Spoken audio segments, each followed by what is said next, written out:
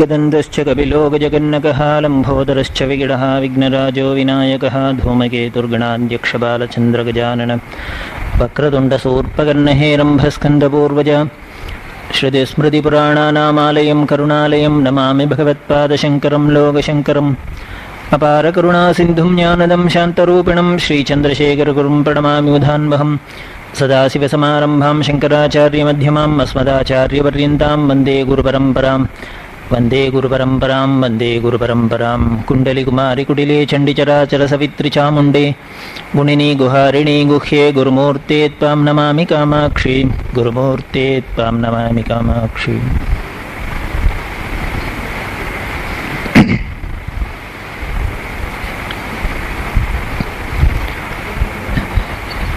எல்லாம் வல்ல பரம்பொருள் சர்வேஸ்வரன் சர்வஜன் சர்வவியாபியான சாட்சாத் பரமாத்மா ஸ்ரீ மகாபெரிவா,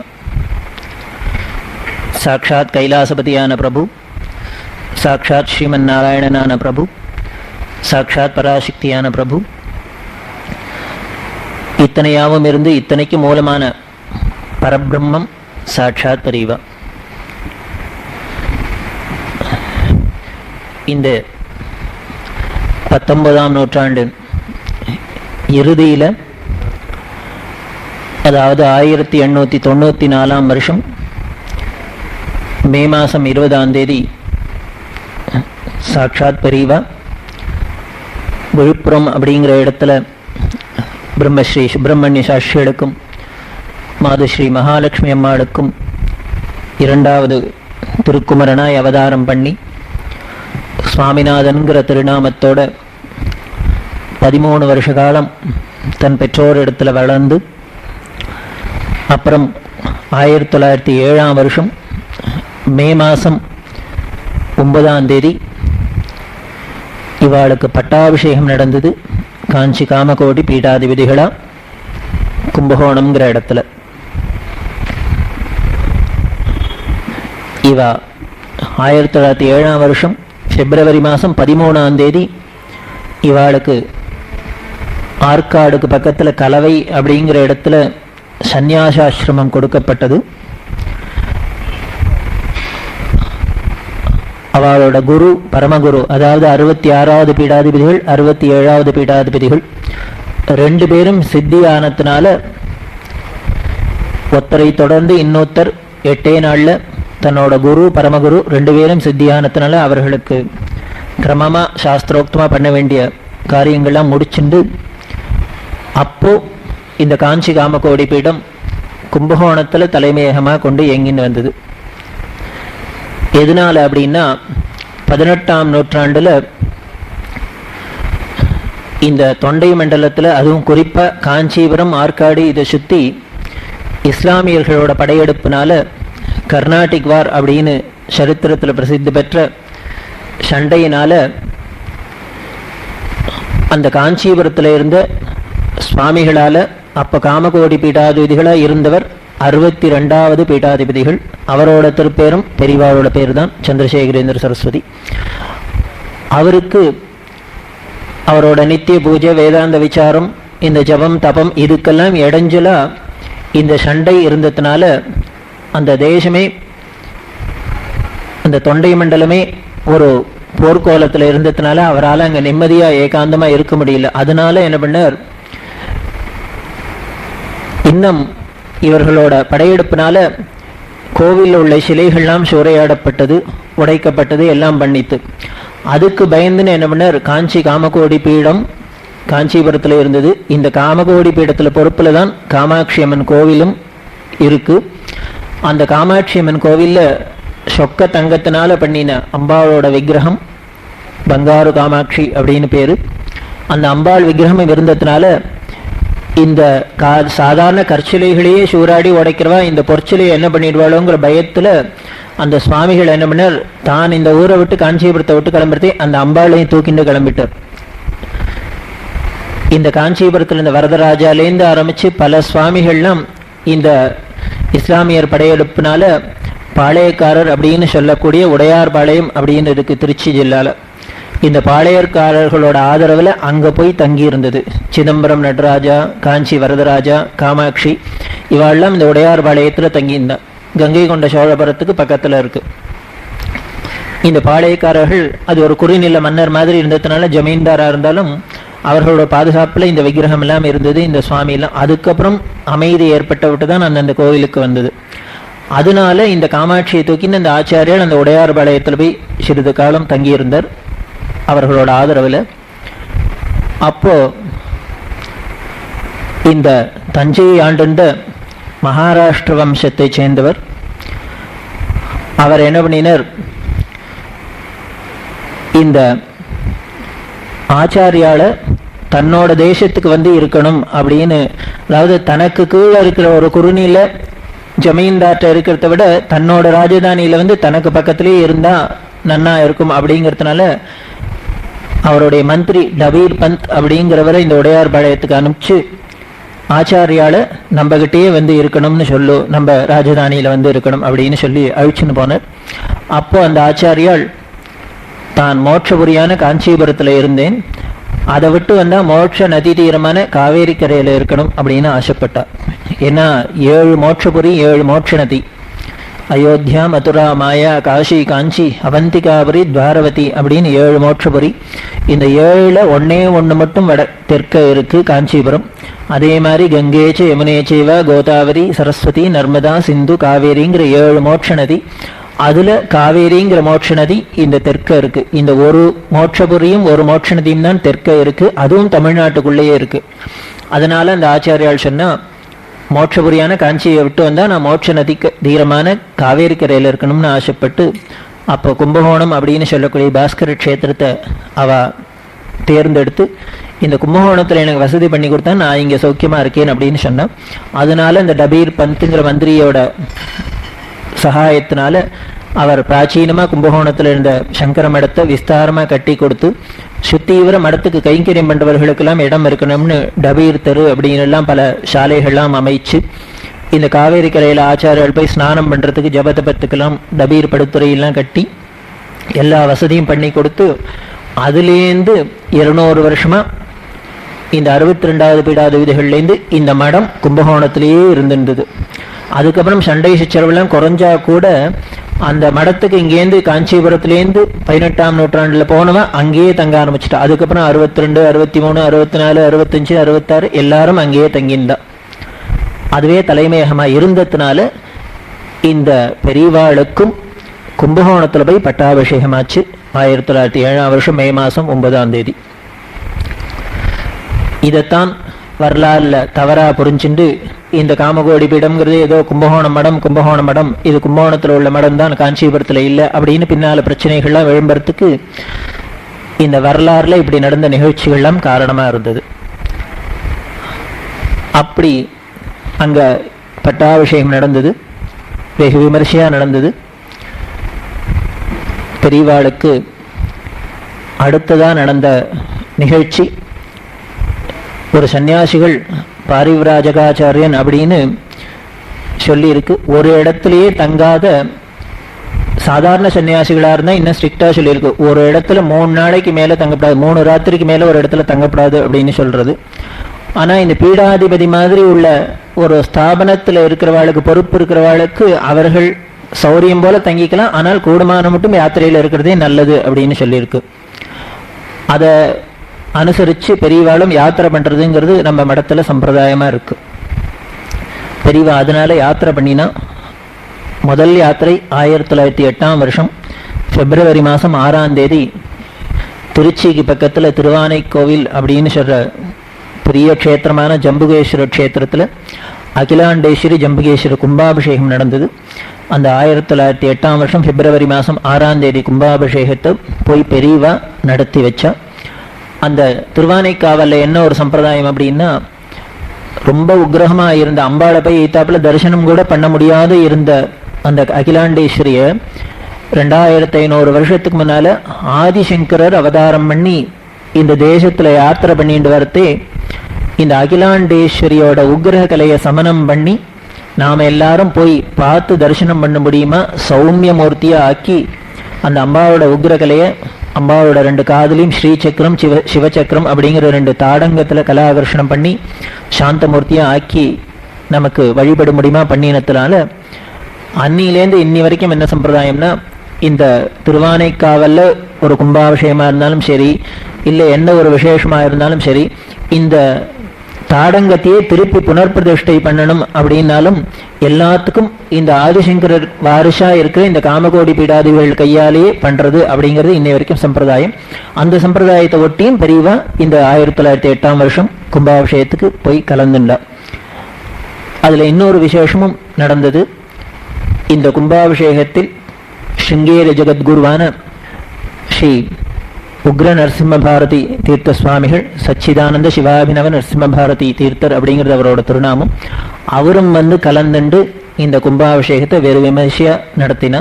2 சங்கராச்சாரியார்களும் சேர்ந்து அதை முடிச்சுன்னு அடுத்தது பெரியவா இளையாத்தங்குடி அப்படிங்கிற இடத்துக்கு வந்தா. புதுக்கோட்டை ஜில்லால இருக்கு இளையாத்தங்குடின்னு. அதுல தான் பெரியவாளோட பரமேஷ்டி குருவான 65வது பீடாதிபதிகள் சித்தியான ஸ்தலம். குரு பரம்பரையில ஒருத்தர் யாரு உபதேசம் பண்றாரோ அவர் குரு, அந்த குருவோட குரு பரமகுரு, அந்த பரமகுருவோட குரு பரமேஷ்டி குரு, அந்த பரமேஷ்டி குருவோட குரு பராபர குரு அப்படின்னு குரு பரம்பரை சொல்லியிருக்கு. அதுல பெரியவாளுக்கோட பரமேஷ்டி குரு இந்த சுதர்சன மகாதேவேந்திர சரஸ்வதி அப்படிங்கிற திருநாமத்தை உடைய இந்த இளையாத்தங்குடியில் இருக்கிற சுவாமிகள், அவர் சித்திஸ்தலம் அது. அதனால பெரியவா அங்க போய் தன்னோட பரமேஷ்டி குரு தரிசனம் பண்ணிட்டு புதுக்கோட்டை ராஜாக்கள்லாம் இவாளை அழிச்சுன்னு போய் பாத பூஜை பண்ணி விசேஷமா மரியாதையெல்லாம் பண்ணி திரும்பி கும்பகோணத்துக்கு வந்து சேர்ந்தான் பெரியவா. 1908ஆம் வருஷம் கும்பகோணத்துல மகாமகம் நடந்தது.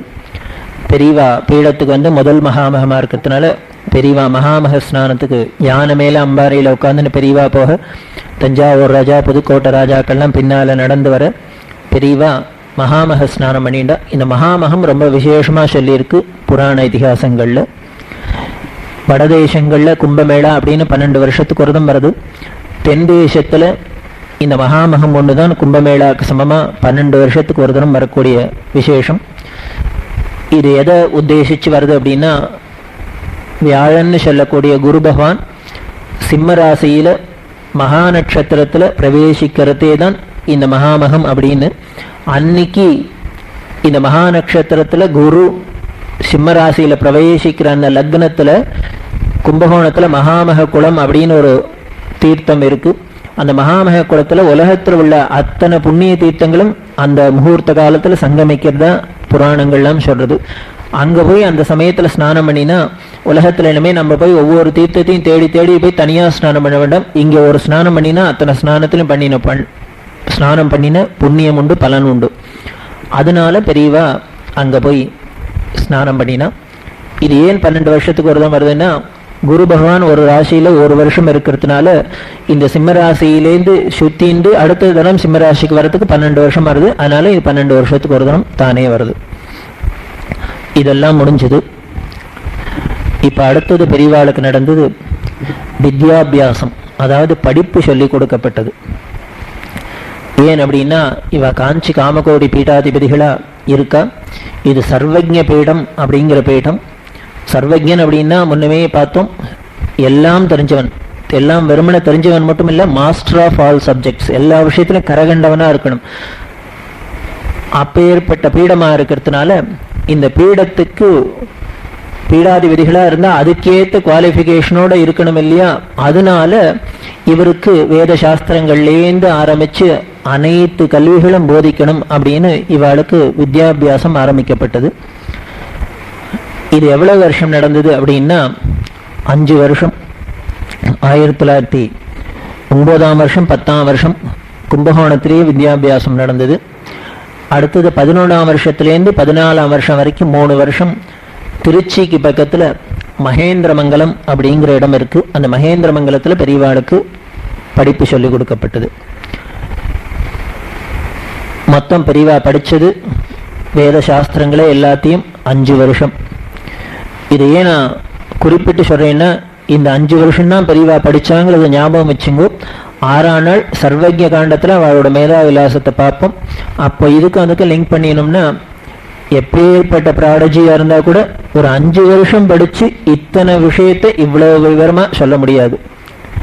அப்ப ஏன் சார் படிச்சார் அவர் படிக்காதே இருக்கலாம் இல்லையோ அப்படின்னா, நீங்கள் என்னமா அவர் தான் ஈஸ்வரங்கிற பரமேஸ்வரங்க அவருங்கிற இவருங்கிற, அப்புறம் இவரும் நம்மள மாதிரி ஸ்கூலுக்கு போய் படிச்சுதானே எல்லாத்தையும் விஷயத்தை கத்துன்னு இருக்காரு அப்படின்னு தெரியலாம். ஆனால் அவர் படிச்சதுக்கும் நாம படிக்கிறதுக்கும் வித்தியாசம் இருக்கு. அவர் ஏன் அப்ப படிச்சார் அப்படின்னா, எல்லாம் தெரிஞ்ச சர்வஜனா இருந்தாலும் ஏன் படிச்சார், வித்யாபியாசம் நடந்தது அப்படின்னா, உலகத்தோட மரியாதையை ஒட்டி உலகத்துக்கு இவர் ஆச்சாரியனா வந்ததுனால ஒரு உலகத்துல பிறந்தவன் என்னென்ன பண்ணணுமோ அதெல்லாம் பண்ணி காமிக்கணுங்கிறதுக்காக இவர் பண்ணி காமிச்ச மரியாதைக்கு, உலக மரியாதைக்காக இவர் படிச்சார். ஆனால் படிச்ச விதத்துல தான் வித்தியாசம் இருக்கு. நாம படிச்சதுக்கும் அவ படிச்சதுக்கும் வித்தியாசம். அதுல அவ ஈஸ்வரன்கிறத காமிக்கலாம், தெரிஞ்சுக்கலாம். இவருக்கு பாடம் சொல்லி கொடுத்தவாள்லாம் அந்த காலகட்டத்துல பெரிய மேதைகள். இன்னும் சொல்ல போனா இதுக்கு பிற்காலத்துல வந்த பெரிய பண்டிதர்கள் எல்லாம் இந்த மகா மேதைகளோட சிஷ்யாள் தான் அப்படின்னு சொல்ற அளவுக்கு அந்த காலத்துல அவ்வளவு மகா மேதைகளா இருந்த. அதுல பைங்காநாடு கணபதி சாஸ்திரிங்கிற மகான், அதே மாதிரி கருங்குளம் கிருஷ்ணா சாஸ்திரிங்கிற மகான், சங்கரநாராயண சாஸ்திரி, இன்னும் பல பேர் அவளுக்கு வித்யாபியாசம் பண்ணி வச்சான். இந்த பைங்காநாடு கணபதி சாஸ்திரிகள் மன்னார்குடி பெரியவா அப்படின்னு சொல்லக்கூடிய மன்னார்குடி ராஜு சாஸ்திரிகள்னு இருந்தார். அவரோட சிஷ்யர் இந்த பைங்காநாடு சாஸ்திரிகள். பெரிய கரை கண்டவா, வேதாந்தத்துல சாஸ்திரங்கள் எல்லாம் அவளுக்கு ஈடு அவாதான். அந்த அளவுக்கு அப்பேற்பட்ட ஒரு வித்வத் உள்ளவா. அவர் பைங்காநாடுன்னு மன்னார்குடிக்கு பக்கத்துல இருக்கு. அங்கேருந்து பெரியவாளுக்கு பாடம் சொல்லி தரணுங்கிறதுக்காக கும்பகோணத்துல தங்கி இருந்து பாடம் சொல்லி கொடுத்திருந்தார். அதே மாதிரி எல்லா வித்வான்களும் மடத்துல தங்கி இருந்து பெரியவாளோட பாடம் சொல்லி கொடுத்தா. அதுல ஒரு நாளைக்கு ஒரு சம்பவம் நடந்தது. இந்த கும்பகோணம் மடத்துல பெரிய தோட்டம் இருக்கும் பின்னால. அந்த தோட்டத்துல பெரியவாளுக்கு பாடம் எப்போ ஈவினிங்ல சாயந்தர வேளையில பாடம் சொல்லி கொடுக்கறது, மடத்து உள்ளுக்குள்ளேயே உட்கார்ந்துட்டு, அப்போ அந்த காலத்துல ஃபேனுன்னு வசதி எல்லாம் இல்லாததுனால பின்னால தோட்டத்துல போய் காத்தாட பாடம் சொல்லி கொடுக்கறதுங்கிற சம்பிரதாயம். அங்க காவேரி மணலை பரப்பி அதுல ஒரு கீத்து கொட்டாயை போட்டு அதுக்குள்ள போய் உட்காந்துன்னு இவளுக்கு காத்தாட பாடம் சொல்லி கொடுக்குற வழக்கம். ஒரு நாளைக்கு சாயந்தரம் 4 மணிக்கு கணபதி சாஸ்திரிகள் வந்தவர் பெரியவாளுக்கு நமஸ்காரம் பண்ணினார். வேடிக்கை என்ன அப்படின்னா, பொதுவா உலக சம்பிரதாயம் என்னன்னா, யார்கிட்ட போய் நாம பாடம் கத்துக்கிறோமோ அந்த கத்துக்கிற குருவுக்கு சிஷ்யன் நமஸ்காரம் பண்ணிட்டு பாடம் கத்துண்டு திருப்பி நமஸ்காரம் பண்ணிட்டு வர வழக்கம். ஆனால் இங்க தலைகள் திருப்பி ரிவர்ஸ்ல. ஏன்னா பாடம் சொல்லி கொடுக்கிறவர் குருவா இருந்தாலும் கத்துக்கிறவர் ஜெகத்குரு. அதனால வர வாத்தியாரெல்லாம் பெரியவாளுக்கு நமஸ்காரத்தை பண்ணிவிட்டு பாடத்தை சொல்லி கொடுத்துட்டு நமஸ்காரத்தை பண்ணிவிட்டு பிரசாதத்தை வாங்கிட்டு போறதுங்கிற சம்பிரதாயம். அந்த சம்பிரதாயத்துல இந்த கணபதி சாஸ்திரி நமஸ்காரம் பண்ணினார். அவர் ஏந்திருக்கிறதே பெரியவா உடனே தண்டத்தை தூக்கிட்டு பாடத்தை கிளம்பினார். ஏன்னா பின்னால தோட்டத்துல போய் பாடம் படிக்கணும். கிளம்பினாரோ இல்லையோ அவர் உடனே ஒரு நிமிஷம் அப்படின்னு, நான் ஊருக்கு போறேன், உத்தரவு கொடுக்கணும் அப்படின்னு. பெரியவாளுக்கு ஒன்றும் புரியல, விஷயம் புரியல. என்ன வந்தவர் நமஸ்காரம் வந்து பாடத்தை ஆரம்பிக்க போறாருன்னா ஊருக்கு போறேங்கிறார்.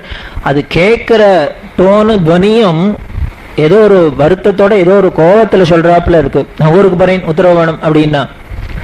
மடத்துல சம்பிரதாயம் என்னன்னா, அப்படி ஊருக்கு முக்கியமான பொறுப்புல இருக்கவெல்லாம் ஊருக்கு போறாந்தா 1 வாரம் முன்னாலேயே சொல்லிடுவா, நான் இத்தனாம் தேதி ஊருக்கு போறேன், இத்தனாம் தேதி திரும்பி வரேன், இந்த காரியத்துக்காக போறேன், இதெல்லாம் சொல்லிட்டு விவரத்தை சொல்ல வழக்கம்.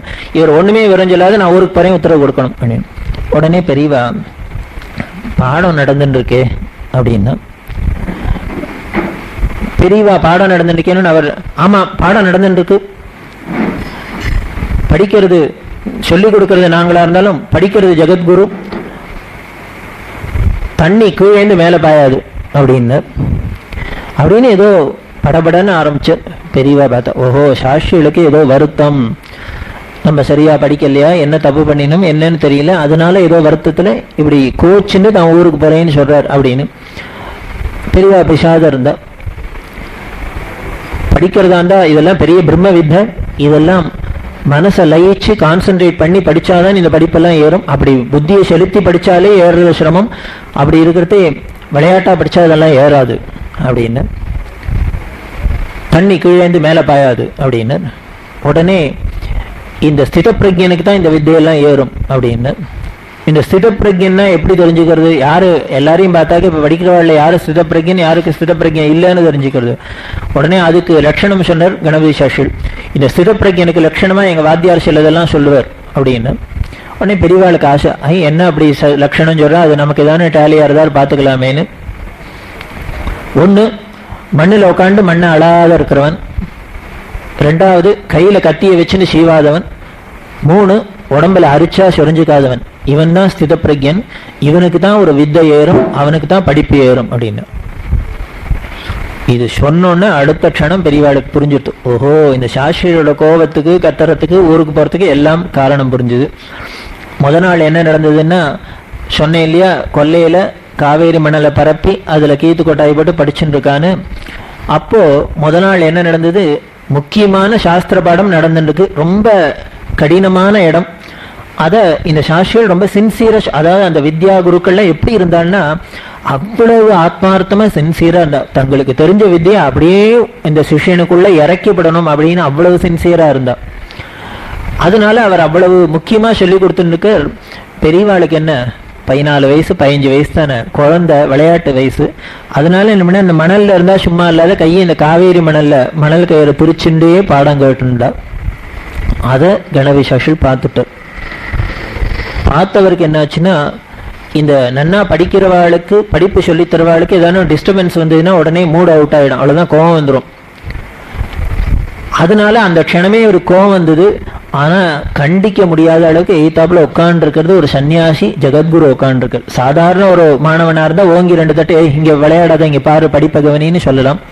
இது உட்காண்டிருக்கிறது பெரிய ஆள். அதனால என்ன பண்ண, மனசுக்குள்ள வருத்தப்பட்டார்.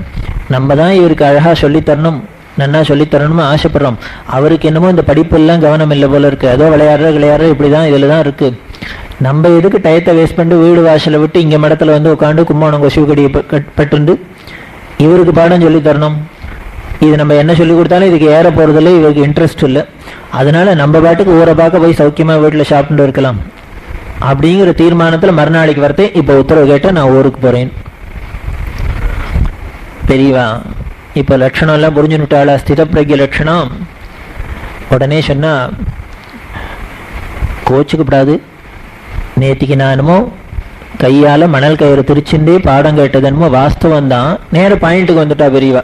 ஏன்னா அவரால் நேர சொல்ல முடியல, அந்த ஸ்தானம் தடுக்கிறது. அதனால சுத்தி வளைச்சுட்டே வந்துட்டு இருக்கார். பெரியவா என்னம்னா அவரை ரொம்ப சுத்தப்படாது அப்படின்னு, சுத்த விடப்படாது, நேரம் வந்துட்டான். நான் என்னமோ நேத்திக்கு மண்ணில் திரிச்சுட்டே பாடம் கேட்டது வாஸ்தவம் தான். ஆனாலும் நான் விளையாடினாலும் என் கவனம் முழுக்களும் படிப்புல தான் இருந்தது, பாடத்துல தான் இருந்தது. நான் எல்லாத்தையும் காதல வாங்கிட்டு தான் விளையாடினேன் அப்படின்னு. இது சொன்னா சாஸ்திரிக்கு இன்னும் கோவம் வந்துடுத்து. ஏன்னா ஒரு மாணவனை, எந்த மாணவனாலும் தான் விளையாடினே படிக்கலன்னு சொல்லுவேன், நான் ஒத்துக்கவே மாட்டான். டிவி பாட்டுக்கு உட்காந்து பார்த்துட்டே இருக்கான், அம்மா உள்ளேன்னு என்ன பண்றேன்னா படிச்சுன்னு தான் இருக்கேன் அப்படின்னு தானே சொல்லுவோம். அம்மா அந்த என்ன பண்ணோன்னு டிவி. இது குழந்தைகளோட குணம் இல்லையா? அதனால இது மாதிரி சால்ஜாபி சொன்னோன்னு அவருக்கு இன்னும் கோவம் வந்துடுத்து. இவர் கவனிக்காதோட நான் எய்தாப்புல உட்காந்துக்கேன், இவர் கவனிக்கல, விளையாடினது தெரியும். இப்ப இவர் கவனிச்சேன்னு வேற சொல்ற, என்ன விளையாடிண்டே கவனிக்கிறதுக்கு இவர் என்ன அஷ்டாவதானியா தசாவதானியா? பின்னால பார்க்க போறாரே இவர் சதாவதானிங்கிறத. அதனால இவர் இன்னும் நம்பிக்கை வராதனால இன்னும் இவர் இந்த பதில் சொன்னது அவருக்கு இன்னும் கோபத்தை உண்டு பண்ணித்து. உடனே பெரியவா பார்த்தா, அப்படி நான் சொல்றதுல நம்பிக்கை இல்லைன்னா என்ன டெஸ்ட் பண்ணி பார்க்கலாம், என்ன பரீட்சை பண்ணி பார்க்கட்டும், அதுக்கப்புறம் அவ என்ன வேணா டிசைட் பண்றோம் அப்படின்னு. அதாவது அந்த வினய ஸ்வரூபம் பெரியவா.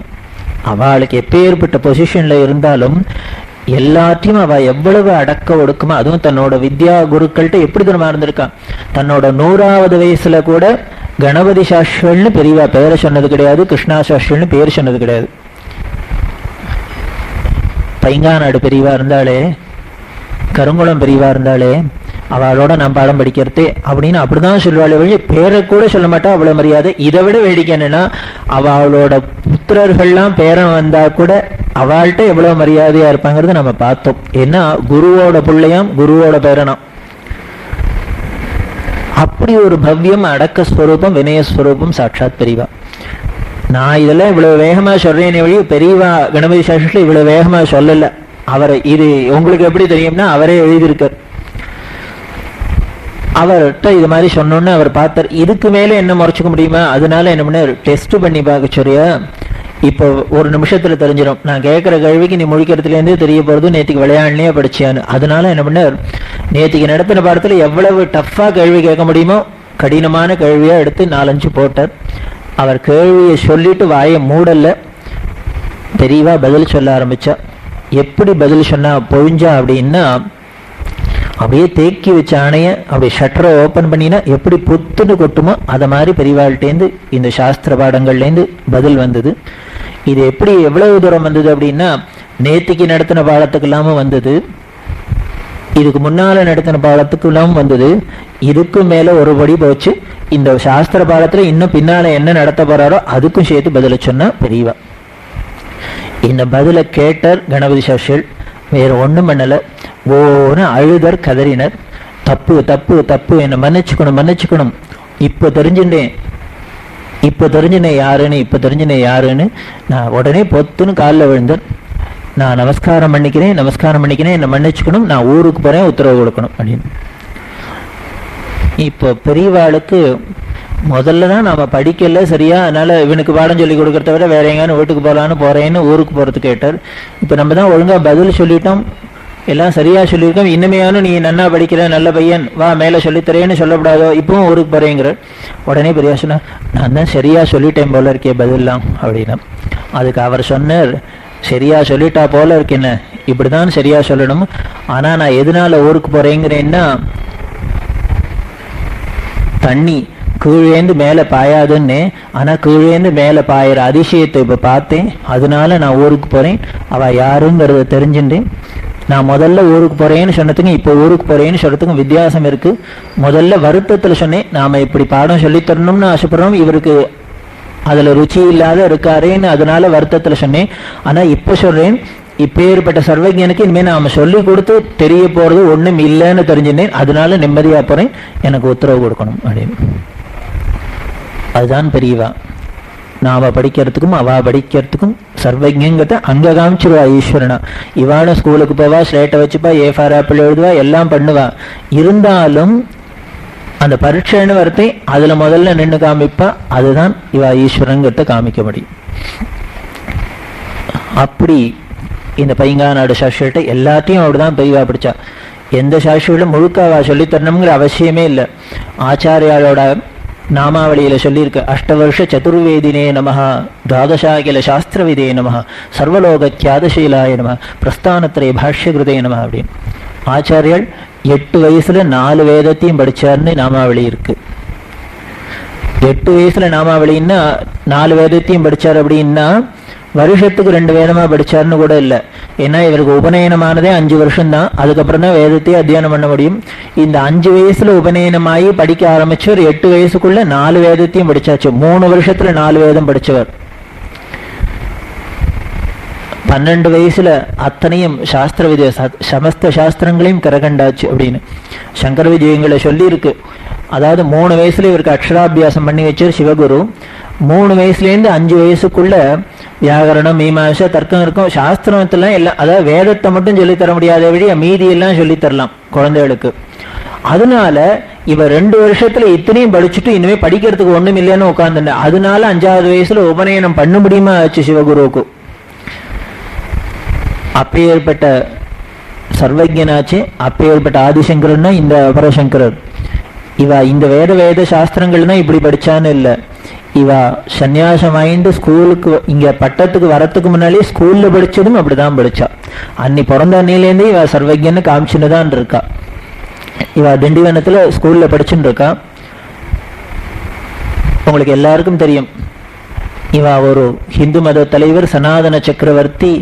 இவா ஸ்கூல் படிக்கிறது எதுக்கு ஃபர்ஸ்ட் பிரைஸ் வாங்கினான்னா பைபிளை ஒப்பிக்கிறதுல இவாளுக்கு தான் ஃபர்ஸ்ட் பிரைஸ். இப்படி தன்னோட நம்ம மதத்து சாஸ்திரம் இந்த தேசத்து சாஸ்திரம்னு இல்லை, எல்லாத்துலேயும் கரை கண்டா அவ. இவா ஸ்கூல்ல படிச்சுட்டு இருக்கா. ஒரு நாளைக்கு ஸ்கூல்ல இன்ஸ்பெக்ஷன் நடந்தது. அந்த காலத்துல அந்த திண்டிவனம் ஸ்கூல்ல பக்கத்துல தட்டியை தடுத்து கிளாஸ் ரூம்ஸ் எல்லாம் இருக்கு. அதுல சுவாமிநாதன் கிளாஸ்ல இன்ஸ்பெக்டர் கேள்வி எல்லாம் கேட்டார். கிளாஸ்லயே குள்ளமா இருக்கிறது பர்சனாலிட்டி கம்மி பெரியவா தான். பெரியவா சொல்லுவா, அவளோட பரமகுரு கேட்டார். அவ கலவையில பாக்கிறதே கேட்டா, நீ இப்படி படிப்பெல்லாம் ஃபஸ்ட்டு வருவேன்னு. ஆமாம் நான் தான் கிளாஸ் ஃபஸ்ட்டு அப்படின்னு. அப்போ நீ கிளாஸில் லீடரா இல்லையா, ஏன் இல்லைன்னு கேட்டார் ஆச்சாரியால். பூர்வாச்சாரியால் 66வது பீடாதிகள். அதுக்கு பெரியவா சொன்னா, நான் படிப்பில், ஏன்னா பொதுவாக யார் கிளாஸில் ஃபஸ்ட்டு வாங்குறோனோ அவனை தானே தலைவராக போடுறதுங்கிற சம்பிரதாயம். அப்படி நீ ஃபஸ்ட்டாக வந்து ஏன் ஒன்றை போடலை அப்படின்னு அவர் கேட்டார். அதுக்கு பெரியவா சொன்னா, சுவாமிநாதன் சொன்னா, நான் படிப்பில் ஃபஸ்ட்டாக இருந்தாலும் எனக்கு பர்சனாலிட்டி போராது, அதனால போடலை. இவருக்கு பர்சனாலிட்டி போடல. இது சாதாரண இந்த லீடருக்கெல்லாம் பர்சனாலிட்டி போடாது, இது பெரிய சனாதன சக்கரவர்த்தியாக வைக்கிற பர்சனாலிட்டின்னா. அதனால கிளாஸ் லீடருக்கெல்லாம் இது போடுமா இல்லை. ஏன்னா அவ சொன்னது என்னன்னா, நான் ரொம்ப குள்ளமா இருப்பேன், இப்ப இப்படியே தடிதடியா இருக்கிற பசங்கள்லாம் மேய்ச்சி கட்டுறதுக்கு எனக்கு சாமர்த்தியம் போராதுன்னு, அது போருமா போராதான்னு அந்த ஆச்சாரியர் என்ன அசஸ் பண்ணினார் போல இருக்கு அப்படின்னா. அவருக்கு மனசுல என்ன இருந்திருக்கு, இப்ப ஏற்பட்ட மடத்தை இவன் கையில கொடுக்கணுமே, இவன் அட்லீஸ்ட் ஸ்கூல் லீடரானு இருந்த எக்ஸ்பீரியன்ஸ் இருக்கான்னு பார்த்தாரு போல இருக்கு. பெரிய சொல்லி சொல்லி ஆச்சரியம், இதெல்லாம் ரொம்ப சந்தோஷமா சொல்லிப்பா. தனக்கு பர்சனாலிட்டி போடலங்கிறதும் தனக்கு ஒன்றும் தெரியலங்கிறதும் இதெல்லாம் ரொம்ப அவளுக்கு பிடிக்கும். ஏன்னா இதெல்லாம் இருக்கிறவன் தான் அந்த குறைய மறைச்சிக்கிறதுக்காக இல்லாத மாதிரி வேஷமா போட்டுக்கணும். இருக்கிறவனுக்கு நிஜமாவே குவாலிஃபிகேஷன் இருக்கிறவனுக்கு அதை சொல்லிக்கிறதுல வெக்கம் இருக்காது. அப்படி இவாளுக்கு இன்ஸ்பெக்டர் வந்து கேள்வி கேட்டார். கிளாஸ்லேயே சின்னதாக இருக்கு, டான் டான் டான்னு இதுக்கு குரல் தான் கேட்கறது, ஆள் இருக்கிற இடம் தெரியல, பதில் சொல்லித்து. உடனே அந்த இன்ஸ்பெக்டர் பார்த்தா, இவர் யாரோட பிள்ளை அப்படின்னு. இவ அப்பாவும் ஸ்கூல் இன்ஸ்பெக்டராக இருந்தவர், சுப்பிரமணிய சேஷரம். நம்ம சுப்பிரமணியத்தோட பிள்ளை அப்படின்னா, அடேங்கப்பா, சுப்பிரமணியத்துக்கு பிறந்தாப்புல ஒரு பிள்ளை எல்லாருக்கும் பிறக்கணும்னு பிறந்துருமான்னு. சுப்பிரமணிய சாஸ்திரிகளுக்கு பிறந்தாப்புல பிள்ளை ஆத்துல எல்லாருக்கும் பிறந்ததுன்னா அப்படி ஒரு பர்சனாலிட்டி. உடனே அடுத்த கிளாஸ்க்கு போனார், அங்கே கேள்வி கேட்டு, அது மேல் வகுப்பு. வேடிக்கை என்னன்னா, ஒரு பயிலும் பதில் சொல்லல, வாயமுண்டு ஒரே மௌனம். இப்படி கொஞ்ச நேரத்துக்கு அப்புறம் ஒருத்தருக்குமே தெரியாதான்னு எங்கேயாவது அசரீர் மாதிரி பதில் வந்தது. எங்கேருந்து வந்ததுன்னா, இந்த பக்கத்துல கிளாஸ்ல இருக்கிற சுவாமிநாதன் சொன்ன பதில். அவர் திருத்துருன்னு பார்த்தாரு, யாரு சொன்னா பதில்னா, சுவாமிநாதன் சொன்னா. உனக்கு எப்படி அந்த கிளாஸ் பாடம் தெரியும் அப்படின்னு. பதிலே சொல்லல. உடனே மேல மேலே கழுவிட்ட எல்லாத்துக்கும் பதில். உடனே சாமிநாதனை கையில பிடிச்சுன்னு இந்த இன்ஸ்பெக்டர் ஸ்கூல் முழுக்கலும் போக ஆரம்பிச்சிட்டார். எல்லா கிளாஸ்லயும் போய் எல்லாத்தையும் கழுவி கேட்க வேண்டியது, சுவாமிநாதன் பதில் சொல்ல வேண்டியது. இப்படி ஒரு இன்ஸ்பெக்ஷன். கடைசியில ஹெட் மாஸ்டர்கிட்ட போய் சொல்லிட்டு வந்தார், இப்படி ஒரு குழந்தை, நான் அதிசய குழந்தைய பாக்குறேன், பிறந்தா இருந்தா சுவாமிநாதன் மாதிரி, மாணவனா இருந்தா ஸ்டூடெண்ட்னா சுவாமிநாதன் மாதிரி இருக்கணும் அப்படின்னு அந்த இன்ஸ்பெக்டர் சொல்லிட்டு போனார். இதுல வேடிக்கை என்னன்னா, இப்படி ஒரு சிஷ்யனா இருந்தாலும் பெரியவா மாதிரி தான் சுவாமிநாதன் மாதிரி இருக்கணும். பின்னால நாம சொல்றாப்புல குருவா இருந்தாலும் இவர் மாதிரி தான் இருக்கணும், குருவா இருந்தாலும் இவர் மாதிரி தான் இருக்கணும், சிஷ்யனா இருந்தாலும் இவர் மாதிரி தான் இருக்கணும் அப்படின்னு எதுக்கா இருந்தாலும் ஒரு முன்னுதாரணமா இருக்கிற பர்சனாலிட்டி சாட்சாத் பெரியவா. எல்லா கழியும் கேட்டா. ஒரு நாளைக்கு பரணிதரன் கேட்டார். பரணிதரன் இதை சொல்லி, இதில் இந்த கதையெல்லாம் யாரு சொல்றது, பெரியவாளே தன்னோட சுயச்சரிதம் சொல்லின்றதுதான்.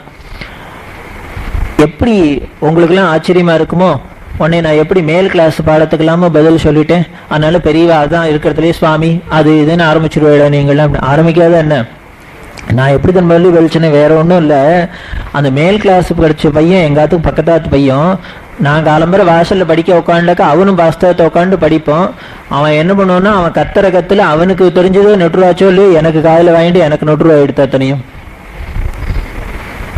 அன்னிலேருந்தே வம்பு தான், அடுத்த வாழ்கிட்ட கேட்கறத நான் காதை கொடுத்துட்டு இத்தனை பெரிய காதுன்னா.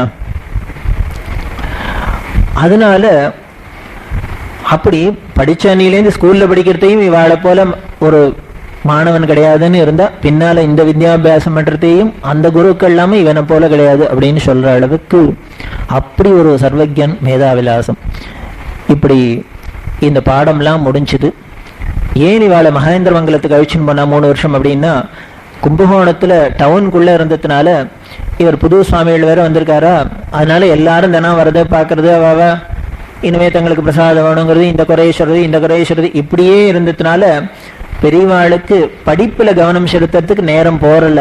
அதனால இங்க இருந்தாருன்னா இவர் படிக்க மாட்டார் அப்படின்னு மகேந்திரமங்கலத்துக்கு அழிச்சுன்னு போனா. அந்த காலத்துல மகேந்திரமங்கலம் போறது ரொம்ப கஷ்டம். ரயில்ல போய் லாலாப்பேட்டைங்கிற ஸ்டேஷன்ல இறங்கி அகண்ட காவேரிய போட்டுல கிராஸ் பண்ணி இந்த மகேந்திரமங்கலத்துக்கு வந்தா பெரியவாளை பார்க்கலாம். இவ்வளவு சிரமப்பட்டு உத்தராலையும் போக முடியாது. அப்ப ஏற்பட்ட இடமா மகேந்திரமங்கலம் இருந்ததுனால அங்க போய் படிச்சா. அப்ப ஏற்பட்ட பெரியவா படிச்ச மகேந்திரமங்கலம் ஸ்கூல் வீடு இன்னைக்கும் இப்போ போனாலும் பார்க்கலாம். பெரியவா 1907ஆம் வருஷம் எப்படி இருந்ததோ அதே மாதிரியே மெயின்டைன் பண்ணி வச்சுருக்கா இந்த மகேந்திரமங்கலத்தில். இது ஸ்ரீரங்கத்தை சேர்ந்த ஒரு வைஷ்ணவ அறக்கட்டளைக்கு சொந்தமான இடம், தனியார் வீடு, பெரிய பண்ண வீடு அது. அந்த வீட்டு மாடியில் தான் பெரியவா இருந்து படிச்சிருந்தா. அந்த ரூமுக்கெல்லாம் இன்னும் பெயிண்ட் கூட பண்ணாது, அப்படியே வச்சுன்னு மெயின்டைன் பண்ணியிருக்கா. அவ்வளோ புனிதமான இடமா ப்ரிசர்வ் பண்ணி வச்சுருக்கா. ஏன்னா சாட்சாத் வாக்தேவதையான பராசக்தியான பெரியவா படித்த இடம் இல்லையா, அதனால ஒரு பெரிய நினைவு சின்னம்னா. அப்பேற்பட்ட இவாளுக்கு படிப்பெல்லாம் முடிஞ்சது. அடுத்தது இவா கும்பகோணத்துக்கு வந்தா. பழையபடி கும்பகோணத்துக்கு வரத்தே இவாளுக்கு 1915ஆம் வருஷத்துல 21 வயசு பூர்த்தி ஆயிருந்ததுனால அது வரைக்கும் மடத்து நிர்வாகம் அரசாங்கத்தோட பொறுப்புல இருந்தது. ஏன்னா இவர் மைனரா இருந்ததுனால மடத்து நிர்வாகம் அரசாங்கத்து நிர்வாகத்துல இருந்தது. இப்ப இவர் மேஜர் ஆயிட்டதுனால மடத்து நிர்வாகம் முழுக்களும் இவரோட நேரடி பார்வைக்கு வந்தது. இந்த நேரடி பார்வைக்கு வந்தோன்னா முதல்ல கும்பகோணம் மடத்துல நிகழ்ந்த நிகழ்ச்சி அந்த வருஷத்து நவராத்திரி. அந்த 1916ஆம் வருஷம் கும்பகோணம் மடத்துல நவராத்திரி வெகு விமர்சையா நடந்தது. எதை எடுத்தாலும் லட்சம் கோடி தான். லட்சார்ச்சனை, கோட்டி அர்ச்சனை, லட்ச தீபம், கோடி தீபம், லட்ச போஜனம், கோடி போஜனம். எங்க பார்த்தாலும் திரும்பின இடம்லாம் வேதகோஷம், பாராயணம், ஹோமம், கச்சேரி, அது இது ஒரே அமக்களம். 10 நாள் உற்சவம். இது எவ்வளவு விமர்சையா நடந்தது அப்படின்னா, இதுக்கு நடந்த பணம் எவ்வளவு செலவாச்சு அப்படின்னு நினைச்சு அந்த கணக்கு பார்த்தோம்னா இது எவ்வளவு கிராண்டா நடந்திருக்கும் நம்ம அனுமானம் பண்ணிக்கலாம். அந்த காலத்துல 1916ஆம் வருஷம் இந்த 10 நாள் உற்சவத்துக்கு மடத்துல பெரியவா செலவழிச்சது 1 லட்சம் ரூபாய்.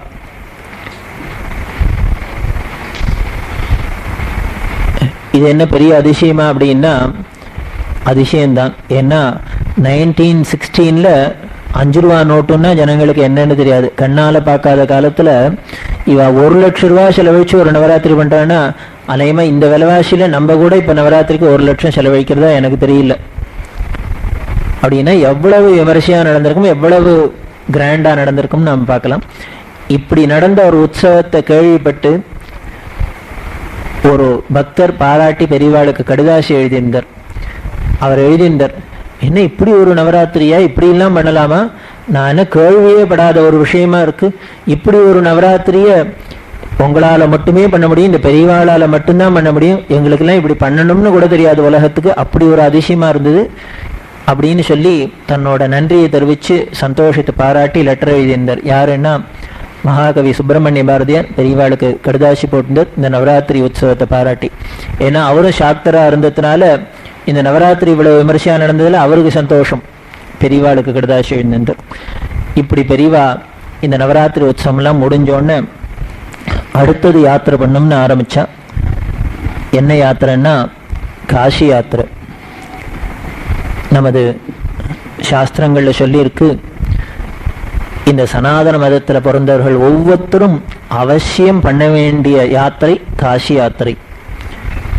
ஏன்னா அப்ப ஏற்பட்ட உயர்ந்த நதி, எத்தனை நதிகள் இருந்தாலும் அந்த நதிகள்ல சிறந்தது கங்கா தீர்த்தம்.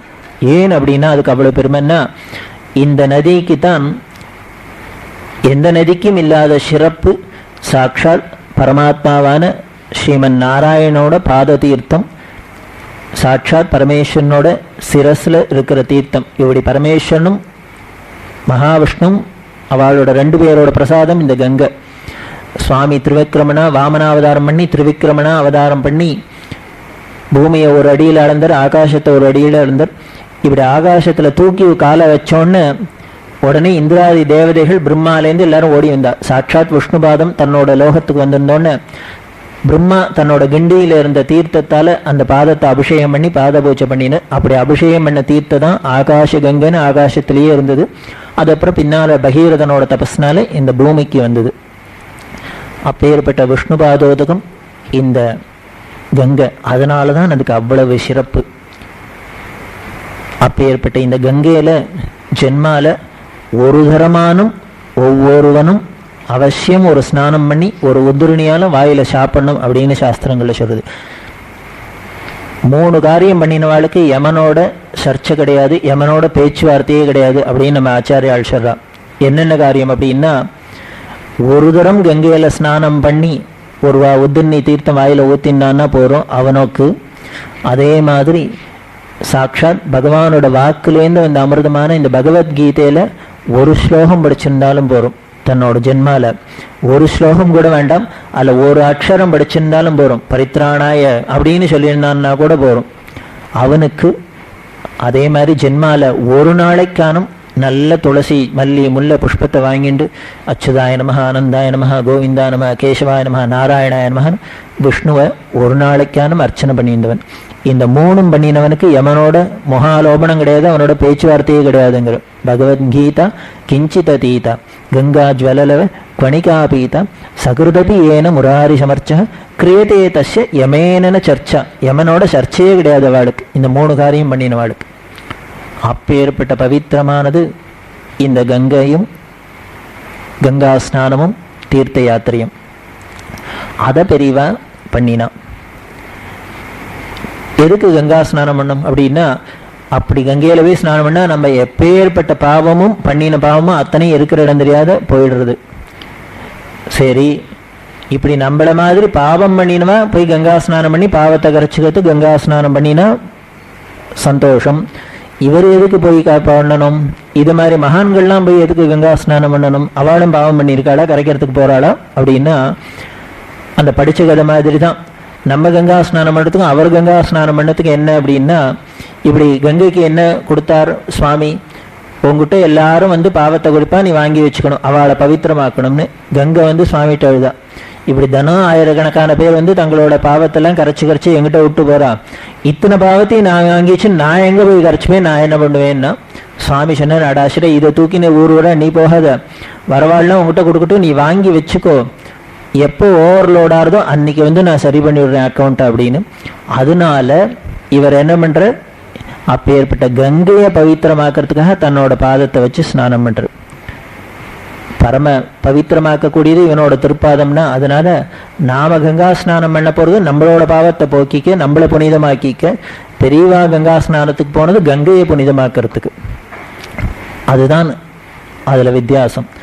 இப்படி யாத்திரை பண்ணினா, இந்த கங்கா யாத்திரை எப்படி பண்ணணும், காசி யாத்திரை அப்படின்னா அதுக்கு உடனே சாஸ்திரங்கள்ல சொல்லியிருக்கு. முதல்ல கிரமப்படி நாம வீட்டில் சங்கல்பம் பண்ணிட்டு யாத்திராதானம்லாம் பண்ணிட்டு முதல்ல ராமநாதபுரத்தில் உப்பூருங்கிற இடம் இருக்கு. அந்த உப்பூர்ல மகாகணபதி க்ஷேத்திரம், ஆச்சாரியால் முதாகராத்த மோதகம்லாம் ஸ்லோகம் பண்ணின அந்த க்ஷேத்திரம். இந்த உப்பூர் கணபதியை ராமர் பிரதிஷ்டை பண்ணினது. தன்னோட சேது பந்தனத்துக்காக முதல்ல பிள்ளையார பிரார்த்தனை பண்ணிட்டு இந்த உப்பூர் கணபதி தான் வழிபட்டார். அப்போ ஏற்பட்ட மகாகணபதியை தரிசனம் பண்ணிட்டு பக்கத்துல தேவிப்பட்டினம் அப்படின்னு சொல்லக்கூடிய நவபாஷானம், அங்க போய் நவகிரக பிரீத்தி பண்ணினார் ராமர். அந்த நவகிரக பிரீத்தியை நாமும் பண்ணிட்டு ராமேஸ்வரம் போய் அங்க ஸ்நானம் பண்ணி அங்க உள்ள கிணறுகள்லாம் ஸ்நானம் பண்ணிவிட்டு அங்கேருந்து ராமசேதுவிலேருந்து மண்ணை எடுத்துட்டு நேர பிரயாகின்னு சொல்லக்கூடிய அலகாபாத் போகணும். அங்க திரிவேணி சங்கமத்துல ஸ்நானம் பண்ணி இந்த மணலை அங்க சேர்த்துட்டு அங்க பண்ண வேண்டிய வைதீக காரியங்கள்லாம் முடிச்சுன்னா அங்கேருந்து சுத்த கங்கையை எடுத்துண்டு நேர காசிக்கு வந்து காசியில கங்கா ஸ்நானம் பண்ணி விஸ்வநாதர், விசாலாட்சி, அன்னபூரணி, பிந்து மாதவர், காலபைரவர் இவாளெல்லாம் தரிசனம் பண்ணிட்டு மறக்காத. ஏன்னா நாம காசி யாத்திரைக்கு காசிக்கு போயிட்டு வரா 15 நாள் எல்டிசி போட்டு வந்து காசி கயிறு இருக்கான்னா, அப்படியா எங்களுக்கு ஒரு கைடு சொல்லவே இல்லையே, நாங்க போகவே இல்லையே அப்படின்னு. அப்படி பண்ணக்கூடாது. அதனால இவரெல்லாம் தரிசனம், பிந்து மாதவர் ராமேஸ்வரத்துல போனா சேது மாதவர்னு இருக்கிற அவரை தரிசனம் பண்ணும், காசிக்கு போனா பிந்து மாதவர்னு இருக்கிற அவரை தரிசனம் பண்ணும். காலபைரவர் தான் க்ஷேத்திரமூர்த்தி, காவல் மூர்த்தி. அவர் கையில அவர் சன்னதியில தான் இந்த காசி கயிறெல்லாம் மந்திரிச்சு கொடுப்பா பரமரட்ச. அவரெல்லாம் தரிசனம் பண்ணிட்டு நேர கயான்னு சொல்லக்கூடிய கயாவுக்கு போய் அங்க பல்குனிங்கிற நதியில ஸ்நானம் பண்ணி அங்க அக்ஷயவிடம், விஷ்ணு பாதம் இதெல்லாம் தரிசனம் பண்ணிட்டு பிதிர்காரியம் பண்ண வேண்டியவர்கள்லாம் பிதிர்களுக்கு காரியங்களை முடிச்சுக்கணும். எந்த ஒரு ஜென்மா போனாலும் ஜீவன் போனாலும் நேர போய் எங்க இருக்கான்னு இந்த அக்ஷயவடம்னு பெரிய ஆலமரம் இருக்கு கயால, அதுல போய் தொங்கின்னு இருக்கு. தொங்கிட்டு எதுக்காக காத்துட்டு இருக்கானா, ரயில்ல போய் கயா ஸ்டேஷன்ல இறங்குறதையெல்லாம் இந்த பிதிர்கள் பாக்குறலாம், நம்ம புள்ள வந்துட்டானா, நம்ம புள்ள வந்துட்டானா, நம்ம பேரன் வந்துட்டானா அப்படின்னு. அப்படி ஏங்கின்னு இருக்காளாம் பிதிர்கள்லாம் இந்த அக்ஷயவடத்துல. அதனால ஜென்மால ஒரு தரமான போய் பண்ணலைன்னா அவ அப்படியே தவிச்சிருவாளாம், சபிச்சிருவாளாம். இப்படி உன்னை பெத்தும் எனக்கு இப்படி ஒரு சாப்பாடு போட முடியாத நீ இருக்கே, உனக்கு இப்படி பண்றதுக்கே ஆள் இல்லாத போயிட்டோம்னு வம்சத்தை தீர்த்துருவா. அப்பேற்பட்ட இடம் அந்த கயா க்ஷேத்திரம். அங்கே போய் பிதற்காரியங்கள்லாம் முடிச்சுட்டு நேர திரும்பி ராமேஸ்வரம் வந்து இந்த அலகாபாத்தில் எடுத்த கங்கையினால ராமநாதருக்கு அபிஷேகம் பண்ணி அந்த பிரசாதத்தோட வீட்டுக்கு வந்து கங்கா பூஜை பண்ணி பிராமண சமாராதனை பண்ணினால் காசி யாத்திரை முழுக்க பண்ணின பலன் இப்படின்னு. ஆனா நம்ம எப்படி பண்றோம் அப்படிங்கிறது அது வேற விஷயம். ஆனா பெரியவா அப்படி பண்ணானா இப்படிதான் பண்ணினா. இப்படி இந்த காசி யாத்திரை பண்றதுக்கு எவ்வளவு நாள் ஆகும்? ஒரு மனுஷனால எவ்வளவு நாள் பண்ண முடியும்? 10 நாளா, 1 மாசத்துல பண்ணலாமா, 6 மாசத்துல பண்ணலாமா, இல்ல 1 வருஷத்துல பண்ணலாமா, 5 வருஷம் பண்ணலாமா, 10 வருஷம் பண்ணலாமா, 20 வருஷம் பண்ணலாமா? பெரியவா பண்ணினா எவ்வளவு தூரமாச்சு? 21 வருஷம் ஆச்சு. இப்படி நான் சொன்னபடி இவ யாத்திராதானம் பண்ணி கும்பகோணம் மடத்துல கிளம்பினவா இத்தனை இடத்துக்கும் போயிட்டு திரும்பி கும்பகோணம் மடத்துக்குள்ள வரத்துக்கு அதுல சாஸ்திரம் என்னன்னா, இப்படி சங்கல்பம் பண்ணிட்டு கிளம்பிட்டா வீட்டுக்குள்ள வரக்கூடாது. இது இத்தனையும் முடிச்சுன்னாதான் வீட்டுக்குள்ள போகலாம். நம்மள மாதிரி இங்கேருந்து போயிட்டு ராமேஸ்வரம் போயிட்டு வீட்டுக்கு வருது, உடனே அதுக்கு பிரயாகக்கு போயிட்டு வீட்டுக்கு வருது, காசிக்கு போயிட்டு வீட்டுக்கு வருது, கயாவுக்கு போயிட்டு இப்படி போயிட்டு வரக்கூடாது. சங்கல்பம் பண்ணி கிளம்பினுட்டா நேரம் எல்லாத்தையும் முடிச்சுன்னாதான் உள்ளுக்குள்ள வரலாம். இப்படி 21 வருஷம் பெரியவா கும்பகோணம் மடத்து வைக்கம் காதில் எடுத்து வைக்கல. அப்படி இருந்து 21 வருஷம் யாத்திரை பண்ணினா கங்கா காசி யாத்திரை. இந்த காசி யாத்திரை இந்த காசி யாத்திரா காலங்களில் தமிழ்நாடு, கேரளா, ஆந்திரா, மகாராஷ்டிரா, மத்திய பிரதேசம், உத்தரப்பிரதேசம், மேற்கு வங்காளம், இன்னும் ஒரிசா முதலான 8 மாநிலங்களில், பீகார் முதல்ல 9